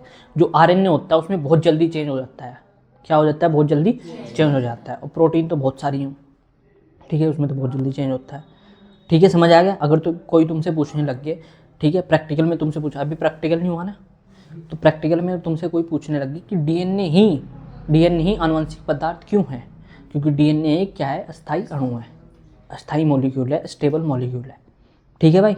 स्टेबल क्या चीज़ होती है, जिसमें परिवर्तन करना बहुत मुश्किल होता है, ठीक है भाई, कोई दिक्कत। उसके बाद क्वेश्चन क्या आया था, अच्छा ये पहले पता थोड़ा ही ना था कि डीएनए आनुवंशिक पदार्थ है, ये तो एक्सपेरिमेंट करे उसके बाद पता चला। तो सबसे पहला इस सीरीज में सबसे पहला, इस क्रम में सबसे पहला जो एक्सपेरिमेंट था वो किसका था, ग्रिफिथ का एक्सपेरिमेंट। किसका, एक वैज्ञानिक था ग्रिफिथ ने सन 1928 में एक एक्सपेरिमेंट दिया था अपना, क्या दिया था, एक प्रयोग दिया था, एक्सपेरिमेंट दिया था। इसने पता क्या किया था, एक लिया था जीवाणु पता ना, बैक्टीरिया पता ना, जीवाणु क्या होता है, जीवाणु एक विषाणु पता होगा तुम्हें, वायरस, ठीक है, जैसे तुम्हारा कोरोना वायरस था ये, ठीक है। तो इसने क्या करा, जो ग्रिफिथ ने क्या करा, ग्रिफिथ ने एक लिया स्ट्रेप्टोकोकस न्यूमोनी, ये एक बैक्टीरिया होता है, क्या होता है, एक बैक्टीरिया, मतलब एक क्या होता है, जीवाणु, क्या होता है, एक जीवाणु, और ये निमोनिया करता है हमारे अंदर, क्या करता है, पता ना छोटे बच्चों को सबसे ज़्यादा जो छोटे बच्चों की मौत होती है 5 साल से नीचे बच्चों की, वो किसके कारण होती है, निमोनिया की, ठीक है, पता ना तुम्हें निमोनिया क्या होता है, आगे पढ़ाऊंगा वैसे मैं, इसके बाद 1-2 चैप्टर के बाद पढ़ाऊंगा निमोनिया का। तो स्ट्रेप्टोकोकस न्यूमोनी एक बैक्टीरिया है, जीवाणु, उसने वो लिया, ठीक है, उसको क्या करा, उसको एक मीडियम में, एक माध्यम में क्या करा, उसने ग्रो करा, वृद्धि कराई उसकी, मतलब उसको वृद्धि कराई, ठीक है। फिर उसके बाद उसमें से जो बैक्टीरिया था, बैक्टीरिया की 2 कॉलोनी प्राप्त हुई उसको, 2 तरीके के बैक्टीरिया मिले उसको, एक एस कॉलोनी वाले, एक आर कॉलोनी वाले। एस मतलब होता है स्मूथ, क्या होता है एस मतलब स्मूथ मतलब होता है चिकना पदार्थ कोई, ठीक है। तो जो एस कॉलोनी थी, एस कॉलोनी वाले जो बैक्टीरिया थे वो कैसे थे, चिकने थे, ठीक है। और दूसरी जो कॉलोनी थी वो थी आर कॉलोनी, कैसी थी, समझते रहना है, ये सिर्फ एक वो समझ लो, मैं बता रहा हूँ, स्टोरी बता रहा हूँ, ऐसे समझ लो, वो तो वहाँ लिखा ही हुआ है यार, ये जो मैं तुम्हें बता रहा हूँ वो तुम्हें याद रहेगा। सबसे पहले ग्रिफिथ था। ग्रिफिथ ने क्या क्या देखना था उसको, देखना क्या था कि डीएनए ही जेनेटिक मटेरियल है, जिन्हें डीएनए ही आनुवंशिक पदार्थ है, वो ये खोज रहा था वो। तो उसने क्या लिया, स्ट्रेप्टोकोकस निमोनी एक बैक्टीरिया होता है जो हमारे अंदर निमोनिया करता है, ठीक है। निमोनिया के कारण छोटे बच्चों की मृत्यु हो जाती है। तो उसने क्या करा, उसको ग्रो कराया एक माध्यम में, उसमें 2 कॉलोनी प्राप्त हुई, 2 तरीके के बैक्टीरिया प्राप्त हुए, 2 तरीके के जीवाणु प्राप्त हुए। पहला जीवाणु था जो एस कॉलोनी वाला, दूसरा जीवाणु था आर कॉलोनी वाला। एस कॉलोनी मतलब स्मूथ कॉलोनी और आर कॉलोनी मतलब रफ कॉलोनी। स्मूथ मतलब होता है चिकना, उनके बाहर से चिकने शाइनी दिख रहे थे वो, और रफ वाले थोड़े भद्दे थे, ठीक है। जो एस कॉलोनी था, एस कॉलोनी वाला बैक्टीरिया था, उसने क्या लिया, अब उसने लिया चूहा एक, क्या लिया, उसने अपना एक्सपेरिमेंट चूहे पे करा था। तो जो एस कॉलोनी वाला था वो वाला बैक्टीरिया लिया उसने, एस कॉलोनी वाला बैक्टीरिया। एस और आर कॉलोनी वाले बैक्टीरिया थे ना, एस कॉलोनी वाला जो बैक्टीरिया था उसने चूहे में वो डाल दिया, उसको इन्फेक्शन करा दिया, संक्रमण करवा दिया, ठीक है, उस चूहे को। तो क्या करा, चूहा क्या होगा, मर गया, क्योंकि एस जो कॉलोनी वाला बैक्टीरिया था उसके अंदर ऐसा कुछ था जो उससे कहाँ चला गया, उसमें चला गया, उस चूहे में चला गया, उस बैक्टीरिया से, एस कॉलोनी वाले बैक्टीरिया से कहाँ चला गया, उस चूहे में चला गया, ऐसा कुछ था उसके अंदर, ठीक है। तो चूहा क्या होगा, मर गया। पहला एक्सपेरिमेंट ये था उसका। उसके बाद उसने क्या करा, आर कॉलोनी वाले बैक्टीरिया को, जब आर कॉलोनी वाली बैक्टीरिया से किसको, चूहे में डाला, आर कॉलोनी वाले बैक्टीरिया कहाँ डाला, चूहे में डाला। अब उसने क्या करा, चूहा जिंदा रहा, इसका मतलब आर कॉलोनी वाले के अंदर ऐसा कुछ भी नहीं है जो बैक्टीरिया को मार दे, ठीक है, उसको चूहे को मार दे, ठीक है। अब इसने क्या करा, इसने जो एस कॉलोनी वाला था ना, एस कॉलोनी वाले को हीट दी, उसको गर्म करा, उसको भी मार दिया। एस कॉलोनी वाले बैक्टीरिया को क्या करा, इसने हीट दी, उसको गर्म करा, एस कॉलोनी वाले बैक्टीरिया मरत हो गया, क्या होगा, मरत। अब इसने एस कॉलोनी वाले बैक्टीरिया को जो मर गया, अब जो हीट दे के मर चुका है, उसको और आर वाले को, दोनों को मिक्स करके क्या करा, चूहे के अंदर डाला। आर वाले को जिंदा रखा इसने, आर कॉलोनी वाले क्या रखा इसने, जिंदा रखा, और एस वाले को क्या कर दिया, मार दिया। एस वाले को क्या कर दिया, मार दिया। पहले इसने पता क्या करा, तीसरी बारी इसने क्या करा, जो एस कॉलोनी वाला उसको मार के फिर उसको बैक्टीरिया के उसके चूहे के अंदर भेजा। तो उसके अंदर जो एस के अंदर जो कुछ भी था वो क्या होगा, वो तो मर गया था, उसके अंदर जो कुछ भी था। तो इसका मतलब चूहा क्या रहेगा, अब मरेगा, जिंदा रहेगा, क्योंकि एस के अंदर जो कुछ भी था वो क्या हो गया था, मर गया था। अब उसने एस वाले को, एस कॉलोनी वाला जो बैक्टीरिया था, ठीक है, उसको मार के, आर कॉलोनी वाला जो बैक्टीरिया था उसको जिंदा ही ऐसे ही उसको मिक्स करके किस में डाला, चूहे में डाला। अब बताओ चूहा मरेगा या जिंदा रहेगा, मिक्स करके डाला, एस वाले को मार दिया, एस कॉलोनी वाला जो उसमें उसकी चूहे की मृत्यु का कारण था उसको मार दिया। आर वाले को क्या कर दिया, आर वाले को जिंदा ही, क्योंकि आर वाले तो कुछ फर्क ही नहीं पड़ रहा, आर वाले तो चूहे को मार ही नहीं रहा। अब बताओ मुझे, चूहे के अंदर जैसे ही डाला उसने, चूहा मरेगा या जिंदा रहेगा, तुम्हारे हिसाब से क्या रहना चाहिए था, जिंदा रहना चाहिए था, लेकिन वो मर गया।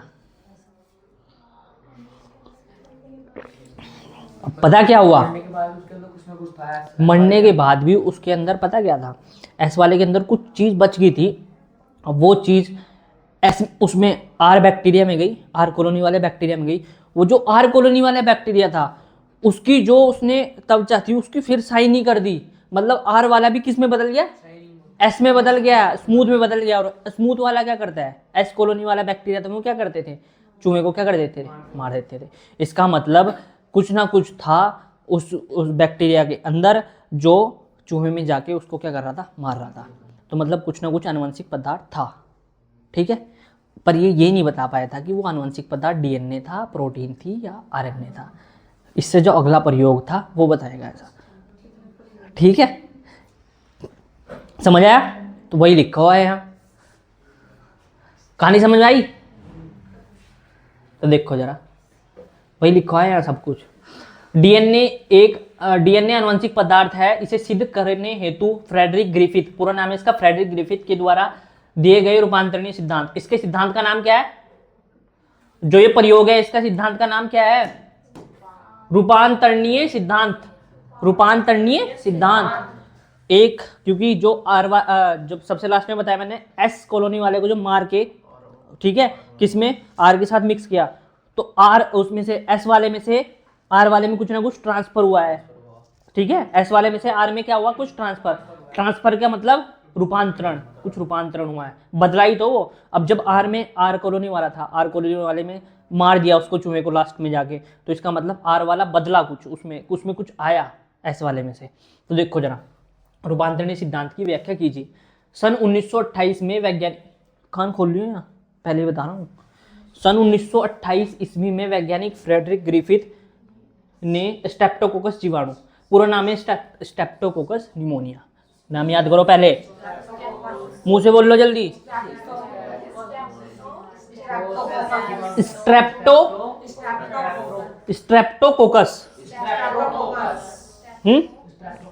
स्ट्रेप्टोकोकस जीवाणु, ठीक है, ये एक बैक्टीरिया का नाम है, जीवाणु का नाम है स्ट्रेप्टोकोकस, पूरा नाम इसका स्ट्रेप्टोकोकस निमोनिया करता है हमारे अंदर, ठीक है। तो स्ट्रेप्टोकोकस जीवाणु को लेकर चूहे पर प्रयोग करे, स्ट्रेप्टोकोकस जीवाणु को लेकर किस पे प्रयोग करे, चूहे पर, जिसे क्या कहते हैं, रूपांतरणीय सिद्धांत कहते हैं। तो ऐसे अगर तुम्हें ऐसे ना आया, ऐसे क्वेश्चन ना आया, तो तुम्हें डायरेक्ट क्वेश्चन भी आ सकता है कि ग्रिफिथ के रूपांतरणीय सिद्धांत को समझाइए, तब भी यही मतलब उसका, ठीक है भाई। सबसे पहले ग्रिफिथ ने जीवाणु को संवर्धन माध्यम में प्लेट पर वृद्धि कराया, मतलब सिंपल सी बात है, कोई एक मीडियम ले लिया, उस पर शुगर वगैरह डाल दी, वहाँ क्या करेगा, वो ग्रो करेगा उस प्लेट पर। उसके बाद जिसमें 2 प्रकार की कॉलोनी प्रदर्शित करी, 2 प्रकार के बैक्टीरिया हुए, एक कैसा होगा देखो, प्रदर्शित की जिस कॉलोनी में श्लेष्मा की परत, म्यूकस बोलते हैं, म्यूकस चिकनी परत, श्लेष्मा की परत पाई गई, उसे क्या कहा, इस श्लेष्मा की परत के कारण ये एस कॉलोनी वाले कैसे थे, चिकने, शाइनी, तो एस कॉलोनी कहते हैं, जो कि निमोनिया करता था। एस कॉलोनी वाला ही क्या करता था, निमोनिया। चूहे को मार कौन रहा था, एस कॉलोनी वाला, ठीक है। और ये कॉलोनी चिकनी व चमकीली थी, चिकनी थी और चमकीली थी, शाइनिंग थी, ठीक है, स्मूथ थी और कैसी थी, शाइनिंग थी। जबकि दूसरी कॉलोनी थोड़ी भद्दी थी, जिसे आर कॉलोनी कहते हैं, यही तो बताया मैंने, आर कॉलोनी कहते हैं। आर मतलब रफ, भद्दा कहा जाता है, जो निमोनिया रोग नहीं करता है, आर वाला निमोनिया रोग नहीं करता है, यही तो बता रहा था अभी स्टोरी में, ध्यान रखिए पूरा। पहला प्रयोग, जब ग्रिफिथ ने एस कॉलोनी वाले स्ट्रेप्टोकोकस निमोनिया वाले जीवाणु को चूहे में प्रवेश कराया तो चूहा क्या रहा, मर गया। एस कॉलोनी वाले को एस कॉलोनी वाला जो स्ट्रेप्टोकोकस निमोनिया था उसको चूहे में प्रवेश कराया तो चूहा क्या होगा, मर गया। जब ग्रिफिथ ने आर कॉलोनी वाले जीवाणु को चूहे में प्रवेश कराया तो चूहा आर वाले से जीवित रहा। अब तीसरा प्रयोग, ग्रिफिथ ने एस कॉलोनी वाले जीवाणु को ताप से गर्म करके मृत किया, हीट दी उसको और क्या कर दिया, मार दिया एस वाले को, एस कॉलोनी वाले को। फिर चूहे में प्रवेश कराया तो चूहा क्या रहा, जीवित, ठीक है। एस कॉलोनी वाले को पहले ताप पे गर्म किया और उसको क्या कर दिया, मार दिया। फिर उसको चूहे के अंदर डाला तो क्या होगा, चूहा जिंदा, ठीक है, जिंदा रहा। उसके बाद अंत में क्या किया उसने, अंत में ग्रिफिथ ने ताप से मृत जीवाणु और जीवित आर कॉलोनी वाले, मतलब आर कॉलोनी वाला जो एस कॉलोनी वाला जो मृत जीवाणु था, ठीक है, एस कॉलोनी वाला मृत जीवाणु था उसको, और जो आर कॉलोनी वाला था दोनों क्या करा, मिक्स करा। आर कॉलोनी वाले जीवाणु को चूहे में प्रवेश करा तो चूहा क्या रहा, चूहा मर गया। अब देखो यहाँ क्या लिखा हो, ये बहुत इंटरेस्टिंग प्रयोग है इसमें देखो, ये बहुत इंटरेस्टिंग है, ये क्या होगा। ग्रिफिथ ने यह निष्कर्ष निकाला कि, मैंने चारों में से कोई सा पूछ सकता हूं कि पहला प्रयोग क्या था, दूसरा क्या था, तीसरा क्या था और चौथा क्या था, ये कुछ भी पूछ सकता हूं चारों में से। ग्रिफिथ ने यह निष्कर्ष निकाला कि ताप से मृत एस कॉलोनी वाले जीवाणु से आर कॉलोनी वाले जीवाणु में कुछ प्रवेश करा है। जो ताप से मृत एस कॉलोनी वाला जीवाणु था, ठीक है, उसने ये निष्कर्ष निकाला कि ताप से मृत जो एस कॉलोनी वाला जीवाणु था उसके अंदर से आर कॉलोनी वाले जीवाणु के अंदर कुछ ना कुछ प्रवेश करा है, इसलिए क्या हुआ, चूहा मरा, ठीक है। अब देखो, निश्चित ये आनुवंशिक पदार्थ होगा, उसे पता चल गया था कि ये आनुवंशिक पदार्थ ही हो सकता है, ठीक है। आनुवंशिक पदार्थ के रूपांतरण का मतलब कुछ ना कुछ आनुवंशिक पदार्थ ही चेंज हुआ उसके अंदर आगे, ठीक है। उसके अंदर से एस कॉलोनी वाला जो मृत जीवाणु था उसके अंदर से कुछ ना कुछ आर कॉलोनी वाले के अंदर आया, और वो कह रहा है कि आनुवंशिक पदार्थ हो सकता है, उसके रूपांतरण के कारण चूहा मर गया। इस प्रयोग से आनुवंशिक पदार्थ के रासायनिक प्रकृति के बारे में नहीं पता चला, मतलब उसका वो ये नहीं बता पाया था कि वो जो आनुवंशिक पदार्थ है वो डीएनए है, आरएनए या प्रोटीन है, ठीक है।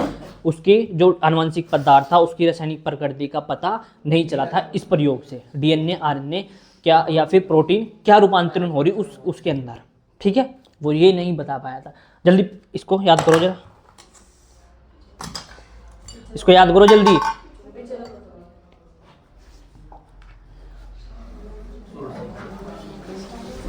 मस्त है ये तो, आसान है, तो देखो जरा, डीएनए आनुवंशिक पदार्थ है। इसे सिद्ध करने हेतु अपने प्रयोग के दौरान हर्शे व चेस, हर्शे व चेस वैज्ञानिक का नाम है ये, हर्शे और चेस। कई सारे वैज्ञानिक आ गए इसमें तो, है ना। पहले फ्रेडरिक मिशर आया, फिर कौन आया, वॉटसन और क्रिक आया, फिर उसके बाद ग्रिफिथ आया, फिर उसके बाद ये आगे हर्शे और चेस। कितने हो गए, 5 4 2 6 हो गए हैं। तो हर्शे और चेस का प्रयोग था। हर्शे व चेस ने डीएनए व प्रोटीन के बीच 10 13 19, ठीक है, बहुत इंपॉर्टेंट है। मैं कह तो रहा था ये बार बार पूछा जाता है, लेकिन मुझे लग रहा है इससे पिछले वाला पूछा जाएगा आपके इस बारी, उसमें से कुछ ना कुछ जरूर आएगा, लग रहा मुझे पक्का। हर्शे व चेस, एक क्वेश्चन तो इन प्रयोग में से आएगा पक्का। जितना मैंने तुम्हें पढ़ा दिया इनमें से एक क्वेश्चन पक्का आएगा। 3 4 क्वेश्चन पढ़ाए, इनमें से एक क्वेश्चन पक्का आना। 3 क्वेश्चन पढ़ाए ना, एक डीएनए की द्विगुणित संरचना, एक पिछले वाला प्रयोग, रूपांतरण सिद्धांत, एक ये। इन तीनों में से एक क्वेश्चन पक्का है 100% गारंटी के साथ। लिख लियो चाहिए, वीडियो तो रिकॉर्ड हो ही रही, देख लियो कर जाके बाद में जब तुम बोर्ड का पेपर दे के आओगे, ठीक है। तो 1953 में क्या हुआ था, 1953 में क्या हुआ था, डीएनए की द्विकुंडली जो संरचना थी वो दी थी ना वाटसन और क्रिक ने। उससे एक साल पहले ही 1952 ईस्वी में हर्शे और चेस ने क्या दे दिया था, ये वाला सिद्धांत दे दिया था। हर्शे और चेस ने क्या करा था, एक जो बैक्टीरिया, देखो जरा मैं तुम्हें समझाई दूँ ढंग से इसको, क्योंकि आएगा तो है ही। क्या करा था, एक बैक्टीरिया होता है, जीवाणु होता है एस्केरिशिया कोलाई। क्या होता है, ई कोलाई बोलते हैं इसको, क्या बोलते हैं, एस्केरिशिया कोलाई। हिंदी में कुछ और लिखा है हिंदी में कुछ और लिखा हुआ है इसका, एस्चेरिशिया, एस्चेरिशिया कोलाई, एस्केरिशिया कोलाई, ठीक है, एस्चेरिशिया कोलाई, ठीक है। ये क्या होता है, एक बैक्टीरिया जीवाणु होता है, ठीक है। ये लिया इसने, और दूसरा लिया इसने, एक लिया बैक्टीरियोफेज। क्या लिया, इसको हिंदी में बोलते हैं जीवाणु भोजी। क्या बोलते हैं, जीवाणु भोजी। और जीवाणु भोजी ये पता क्या है, एक जीवाणु भोजी, भोजी भोजी पता क्या हो, तुम सब पता हो। जीवाणु भोजी, इसको इंग्लिश में बोलते हैं बैक्टीरियोफेज, बैक्टीरियोफेज बोलते हैं इसको, ठीक है। जीवाणु भोजी, जीवाणु भोजी एक तरीका क्या है, विषाणु। और कैसा विषाणु है, जो बैक्टीरिया को इन्फेक्शन करता है, मतलब बैक्टीरिया मतलब जीवाणु को क्या करता है, ये संक्रमित करता है। जीवाणु भोजी क्या है, एक विषाणु है, वायरस है एक ये। कैसा वायरस है, किसको इन्फेक्ट करता है, बैक्टीरिया को, जीवाणु को। है ये विषाणु, है क्या ये, किसको इन्फेक्ट करता है, इसलिए जीवाणु को, क्योंकि जीवाणु को संक्रमित कर रहा है, ठीक है, इसलिए इसका नाम क्या है, जीवाणु भोजी। जीवाणु भोजी क्यों है इसका नाम, क्योंकि जीवाणु को क्या करता है, संक्रमित करता है, ठीक है। ये लिया उसने। अब इन दोनों को ना, इसको जो जीवाणु भोजी है, जीवाणु भोजी, इसकी स्ट्रक्चर कुछ ऐसी होती है, देखो जरा,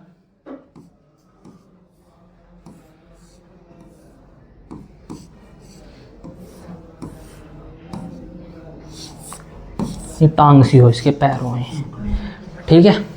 ये इसकी स्ट्रक्चर हो जीवाणु भोजी की। ये एक तरीके क्या है, वायरस। यहाँ इसके अंदर क्या हो, इसका जेनेटिक मटेरियल, आनुवंशिक पदार्थ, डीएनए, ठीक है। आनुवंशिक पदार्थ होता है यहाँ डीएनए इसके अंदर। ये क्या है, एक जीवाणु भोजी है। जीवाणु भोजी मतलब विषाणु है एक, वो क्या है, वायरस है एक। कैसा वायरस है, किसको इन्फेक्ट करता है, जीवाणु को। और जीवाणु का नाम क्या है, एस्केरिशिया कोलाई, एस्चेरिशिया कोलाई, नाम याद होगा। इससे पहले जो वो वाला प्रयोग था, इससे रूपांतरणीय सिद्धांत, उसमें बैक्टीरिया का नाम क्या था, स्ट्रेप्टोकोकस न्यूमोनी, ठीक है, स्ट्रेप्टोकोकस न्यूमोनिया, याद होगे। उसके बाद ये क्या है, जीवाणु भोजी की स्ट्रक्चर है, संरचना है, ठीक है। इसके अंदर क्या है, ये प्रोटीन का बना हुआ क्या होता है, ये आवरण होता है इसका, बाहर वाला ये जो दिख रहा है, प्रोटीन का बना हुआ आवरण होता है। इसके अंदर क्या होता है, आनुवंशिक पदार्थ। ये क्या है, ये आनुवंशिक पदार्थ, आनुवंशिक पदार्थ। और ये क्या है, प्रोटीन का बना हुआ कोट, प्रोटीन का कोट मतलब आवरण, क्या है भाई, ये प्रोटीन का कोट मतलब आवरण। अब इसने क्या किया, हर्षे और चेस ने क्या किया, जो ये है ना ये विषाणु है जो ये, इस विषाणु में से क्या, इस विषाणु को उसने दो माध्यम में ग्रो करवाया।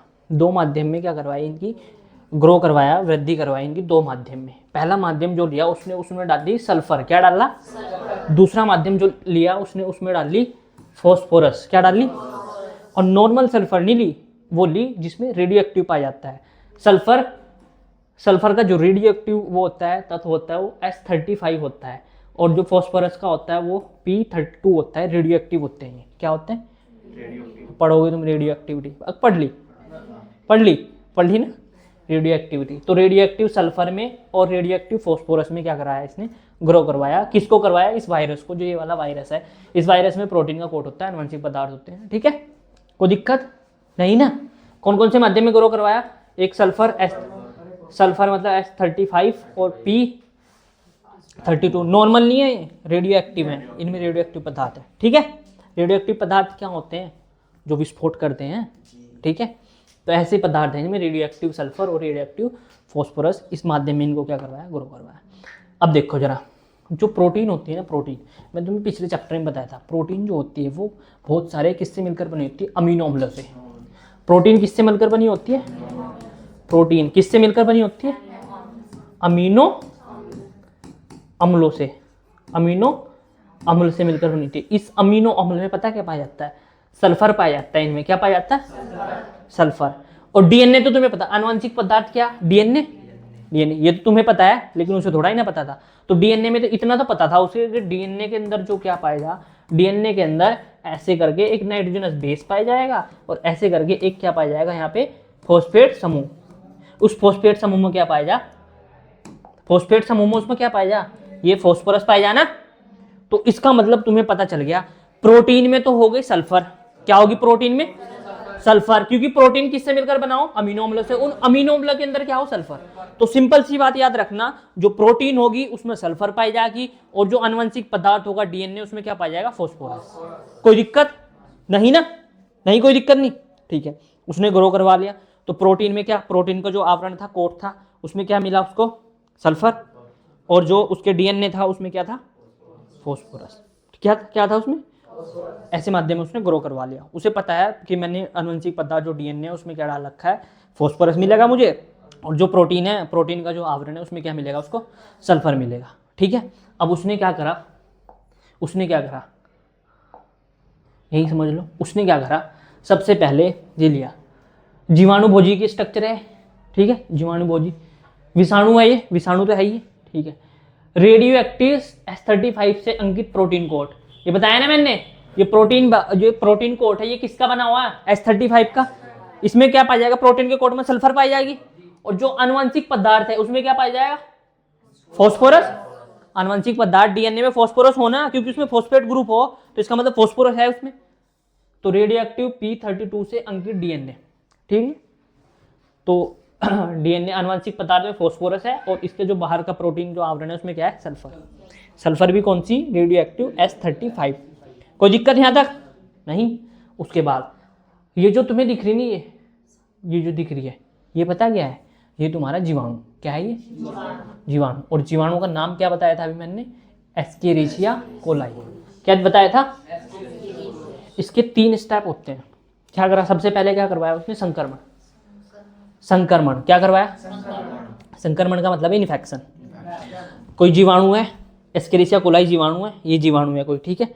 इस पे मैंने क्या ला के छोड़ दिया, मैंने विषाणु था जो, वो बैक्टीरियोफेज विषाणु है जो, ठीक है, जीवाणु भोजी जो विषाणु है उसको ला के छोड़ दिया। एक तरफ तो छोड़ा ऐसा विषाणु जिसमें सल्फर है, एक तरफ ऐसे छोड़ा विषाणु जिसमें क्या है, फॉस्फोरस है। सल्फर वाला इधर छोड़ा, फॉस्फेट वाला इधर छोड़ा, तो क्या करेगा, इसको इन्फेक्ट करेगा, संक्रमित कर देगा। देखो इसमें S35 व P32 रेडियोएक्टिव पदार्थों से जीवाणु को क्या कराया जाता है, जीवाणु कोशिका में क्या कराया जाता है, संक्रमण। सिंपल सी बात है, इसके ऊपर लाके छोड़ दिया, वो संक्रमण अपने आप कर लेगा। कोई दिक्कत यहाँ तक नहीं। उसके बाद दूसरा स्टेप होता है अनावरण। अनावरण को बोलते हैं इंग्लिश में ब्लेंडिंग। ये क्या होता है, कुछ समय बाद कोशिका को मथोगे तुम, ऐसे साइंटिफिक करोगे, मथोगे। मथने के बाद क्या करा, जीवाणु भोजी का प्रोटीन से बना आवरण जीवाणु कोशिका से अलग हो जाता है। जीवाणु भोजी का जो प्रोटीन का कोट है ना, ये प्रोटीन का कोट था, ये प्रोटीन का कोट था, ये क्या कर दिया इसमें अनावरण में, प्रोटीन का कोट है। ये जो जीवाणु है ना, ये जीवाणु तो अलग हो गया, और ये विषाणु है ये अलग हो गया। लेकिन इस विषाणु ने देखो इसमें क्या कर दिया, जो इसके अंदर ये क्या था, ये आनुवंशिक पदार्थ, इसके अंदर आनुवंशिक पदार्थ दिख रहा नहीं, इसने अपना आनुवंशिक पदार्थ किसके अंदर छोड़ दिया, इस जीवाणु के अंदर। ये जीवाणु है ना यार, जीवाणु है ये विषाणु है। इस विषाणु ने के अंदर जो आनुवंशिक पदार्थ था ये कहाँ छोड़ दिया इसने, जीवाणु के अंदर। और जीवाणु के अंदर छोड़ के अपना आनुवंशिक पदार्थ क्या होगा, खुद अलग हो गया, जीवाणु कोशिका से क्या होगा, अलग होगा। इसे बोलते हैं अनावरण। कोई दिक्कत यहाँ तक नहीं ना। उसके बाद लास्ट में आता है अपकेंद्रण। क्या आता है, अपकेंद्रण। इसमें क्या कर रहा है, अपकेंद्रण में देखो क्या हुआ, जो आनुवंशिक पदार्थ था, आनुवंशिक पदार्थ रेडियो एक्टिव S35 का कोशिका में पता। अब अच्छा ये बताओ मुझे, अगर इसमें से ये वाला आवरण अलग नहीं करता, मैं अलग नहीं करता, तो इसका मतलब जो मुझे कोशिका प्राप्त होती, इसमें प्रोटीन का बना हुआ ये सल्फर है, सल्फर से बनी हुई ना प्रोटीन, तो इसके साथ सल्फर भी दिखता, मुझे दिखता ना सल्फर। लेकिन यहाँ देखो जरा, इसमें भी हटा दिया, इसमें भी हटा दिया। अब रेडियो एक्टिव S35 का कोशिका में पता ही नहीं चलने का, क्योंकि मैंने इससे अलग कर दिया ना, ये कोट, प्रोटीन का कोट क्या कर दिया मैंने, अलग कर दिया। तो इसमें अब S35 मतलब सल्फर का पता चलेगा, नहीं पता चलेगा। इसके अंदर क्या होगा, सिर्फ जेनेटिक मटीरियल, आनुवंशिक पदार्थ होगा। ठीक है, कोई दिक्कत। इसमें से मैंने क्या कर दिया, अलग कर दिया, अलग कर दिया। प्रोटीन का कोट क्या होगा, अलग। इसमें क्या है, सिर्फ आनुवंशिक पदार्थ इसका। अब ये जो आनुवंशिक पदार्थ आया था ना, इधर वाला, इसमें मुझे क्या मिल गया, फास्फोरस। क्योंकि बताया ना मैंने तुम्हें अभी, जो इसके अंदर क्या, इसके अंदर तो मैंने पहले से फास्फोरस डाल रखा, और वो किसके अंदर है, इसके आनुवंशिक पदार्थ के अंदर। मैंने बताया आनुवंशिक पदार्थ डीएनए हो, डीएनए के अंदर फॉस्फेट हो, फॉस्फेट का मतलब उसमें फास्फोरस ग्रुप है। तो मुझे जो आनुवंशिक पदार्थ है इसमें क्या मिल गया, फास्फोरस मिल गया। फास्फोरस मिल रहा, और फास्फोरस किस में मिलेगा, जिसमें क्या होगा, डीएनए। किस में मिलेगा, जिसमें क्या होगा, डीएनए। और सल्फर किस में मिलेगा, जिसमें क्या होगी, प्रोटीन। तो यहां मुझे क्या मिल गया, फास्फोरस मिल गया।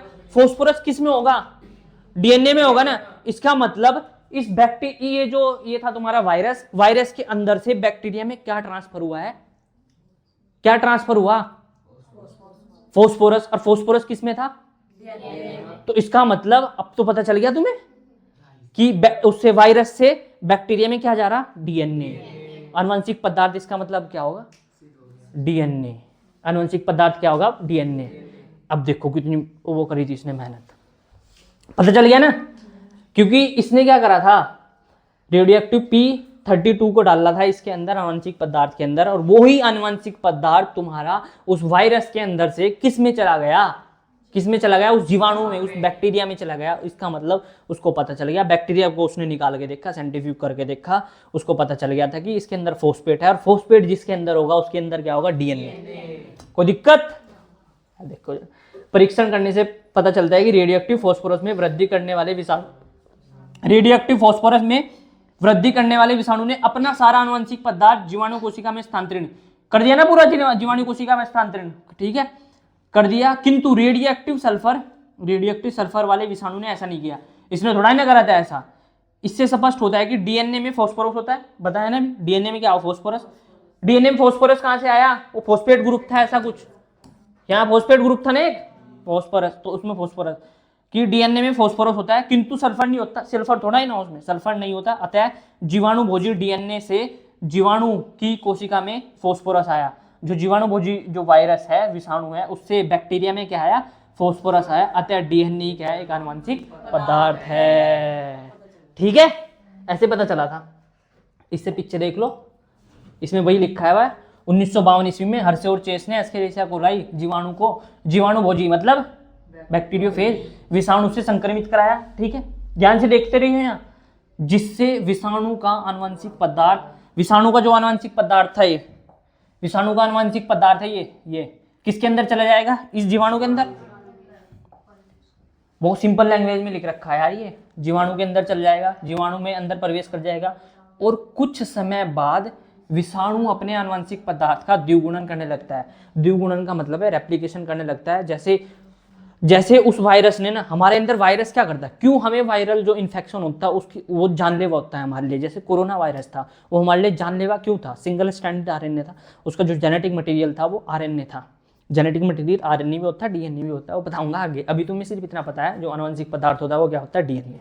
लेकिन मैंने ऊपर जब सबसे शुरू की हेडिंग लिखवाई थी उसमें एग्जाम्पल लिखा था डीएनए भी और आरएनए भी क्या होता है, आनुवंशिक पदार्थ। ठीक है, तो जो कोरोना वायरस था उसका जो वो था आनुवंशिक पदार्थ वो था आरएनए। क्या था वो, आरएनए। और आरएनए भी सिंगल स्टैंडर्ड। कैसा, सिंगल स्टैंडर्ड का मतलब होता है वो द्विकुंडलित नहीं था, उसमें सिर्फ एक ऐसी ही वो थी श्रृंखला, पॉलीन्यूक्लियोटाइड की सिर्फ एक ऐसी श्रृंखला थी। और मैंने क्या बताया, डीएनए में तो डबल होगा, डीएनए कभी भी सिंगल स्टैंड नहीं होने का, डीएनए में ऐसी 2 श्रृंखला बनेगी पॉलीन्यूक्लियोटाइड की। लेकिन जो आरएनए होता है वो सिंगल स्टैंड भी हो सकता है और कैसे हो सकता है, डबल स्टैंड भी। तो जो कोरोना वायरस में जो वो पाया गया था, आनुवंशिक पदार्थ पाया गया था, वो क्या था, सिंगल स्टैंडर्ड, मतलब एक स्टैंड से बना हुआ आरएनए। अब ये क्या करता है वायरस, जैसे किसी को इन्फेक्ट करा, ठीक है, संक्रमित हुआ, मानने के बाद कोई कोरोना पॉजिटिव आ गया, वो क्या करेगा, जितनी हमारी कोशिकाएं हैं ना, कोशिका का जो जेनेटिक मटेरियल है, आनुवंशिक पदार्थ डीएनए है, उसको अपने कंट्रोल में ले लेगा। क्या करेगा वो, उसको अपने कंट्रोल में ले लेगा। और जो उसका आरएनए है उसकी बहुत सारी कॉपी बनाना शुरू कर देगा। क्या कर देगा, कॉपी बनाना शुरू कर देगा। तो हमारे अंदर का जो कंट्रोल है, हमारे अंदर जो कंट्रोल था डीएनए से डीएनए बनाने का, वो समाप्त हो जाता है। उसकी बहुत सारी आरएनए की अपनी कॉपी बनाने लगता है। इसलिए हमारे शरीर में जो क्या होता है, सारी मगैंदी होती है, सारी जो उपपचयी क्रियाएं होती है वो क्या हो जाती है, रुक जाती हैं। और कोरोना मतलब जो वायरस होता है वो सारा का सारा जो नियंत्रण होता है अपने हाथ में ले लेता है, अपने हिसाब से चलाता है तुम्हें फिर, इसलिए इतने खतरनाक होता है वायरस। ठीक है, तो ये भी क्या करता है, जैसे ही जीवाणुभोजी एक वायरस है, उस जीवाणुभोजी वायरस ने क्या करा, जो तुम्हारा बैक्टीरिया था, जीवाणु था, एस्केरिसिया कोलाई, ठीक है, उसके अंदर अपना क्या डाला, आनुवंशिक पदार्थ डाला। और आनुवंशिक पदार्थ डालने के बाद उसने जीवाणु की जितनी भी क्रिया थी सारी किस्म के हाथ में ले ली, अपने हाथ में ले ली। और अपना जो आनुवंशिक पदार्थ था उसको क्या करना शुरू कर दिया, द्विगुणन, मतलब मल्टीप्लिकेशन करने लग गया, 1 से 2 बन गया, 2 से 4 ऐसे बनाने लग गया। जीवाणु का सारा कंट्रोल खत्म, विषाणु ने अपने हाथ में ले लिया। यही करता है विषाणु, इसलिए होता है वायरस खतरनाक। ठीक है, विषाणु अपने आनुवंशिक पदार्थ का द्विगुणन करने लगता है। वैज्ञानिकों ने इस विषाणु को रेडियोएक्टिव सल्फर और रेडियोएक्टिव फॉस्फोरस वाले 2 अलग अलग माध्यम में वृद्धि करवाया। बताया ना भी, एक रेडियोएक्टिव सल्फर वाले माध्यम में, एक रेडियोएक्टिव फॉस्फोरस वाले माध्यम में क्या कराएंगे, वृद्धि करवाएंगे। पूछूंगा भी मैं कल बेटे, ध्यान रखियो, समझ नहीं आएगा। हाँ तो क्या, रेडियोएक्टिव सल्फर वाले माध्यम में विकसित किए गए विषाणु में प्रोटीन का आवरण होता है। सल्फर किस में मिलेगा, प्रोटीन के आवरण में, जबकि आनुवंशिक पदार्थ डीएनए नहीं होने का। सल्फर जहां होगा वहां डीएनए होगा, नहीं होने का। रेडियोएक्टिव फॉस्फोरस वाले माध्यम में विकसित किए गए जो ऐसा विषाणु जो रेडियोएक्टिव फॉस्फोरस वाले माध्यम में क्या किया गया था, ग्रो कराया गया था, उसमें क्या मिलेगा, जेनेटिक पदार्थ डीएनए मिलेगा। देखो, प्रोटीन का आवरण नहीं होने का, क्योंकि फॉस्फोरस कहाँ होगा, प्रोटीन में तो नहीं होने का। फॉस्फोरस कहाँ होगा, आनुवंशिक पदार्थ डीएनए में। तो प्रोटीन का आवरण नहीं होता है, पर आनुवंशिक पदार्थ डीएनए होता है। ठीक है, जो कौन से उसमें ग्रो करवाया, रेडियोएक्टिव फॉस्फोरस में। ऐसा विषाणु जो रेडियोएक्टिव फॉस्फोरस में तुमने वृद्धि करवाया, उस विषाणु में क्या मिलेगा, आनुवंशिक पदार्थ डीएनए मिलेगा, क्योंकि डीएनए में ही फॉस्फोरस होता है, प्रोटीन का कोट नहीं मिलेगा। ये तो पढ़ लिया तुमने फिर सारा, कोई दिक्कत, इसको याद करो। अभी यहीं का यहीं सुनूंगा इसे, मैं यहीं का यहीं सुनूंगा इसे भाई, मुझे नहीं पता। भूख लगो, प्यास लगो, ठीक है, ठंड लगो,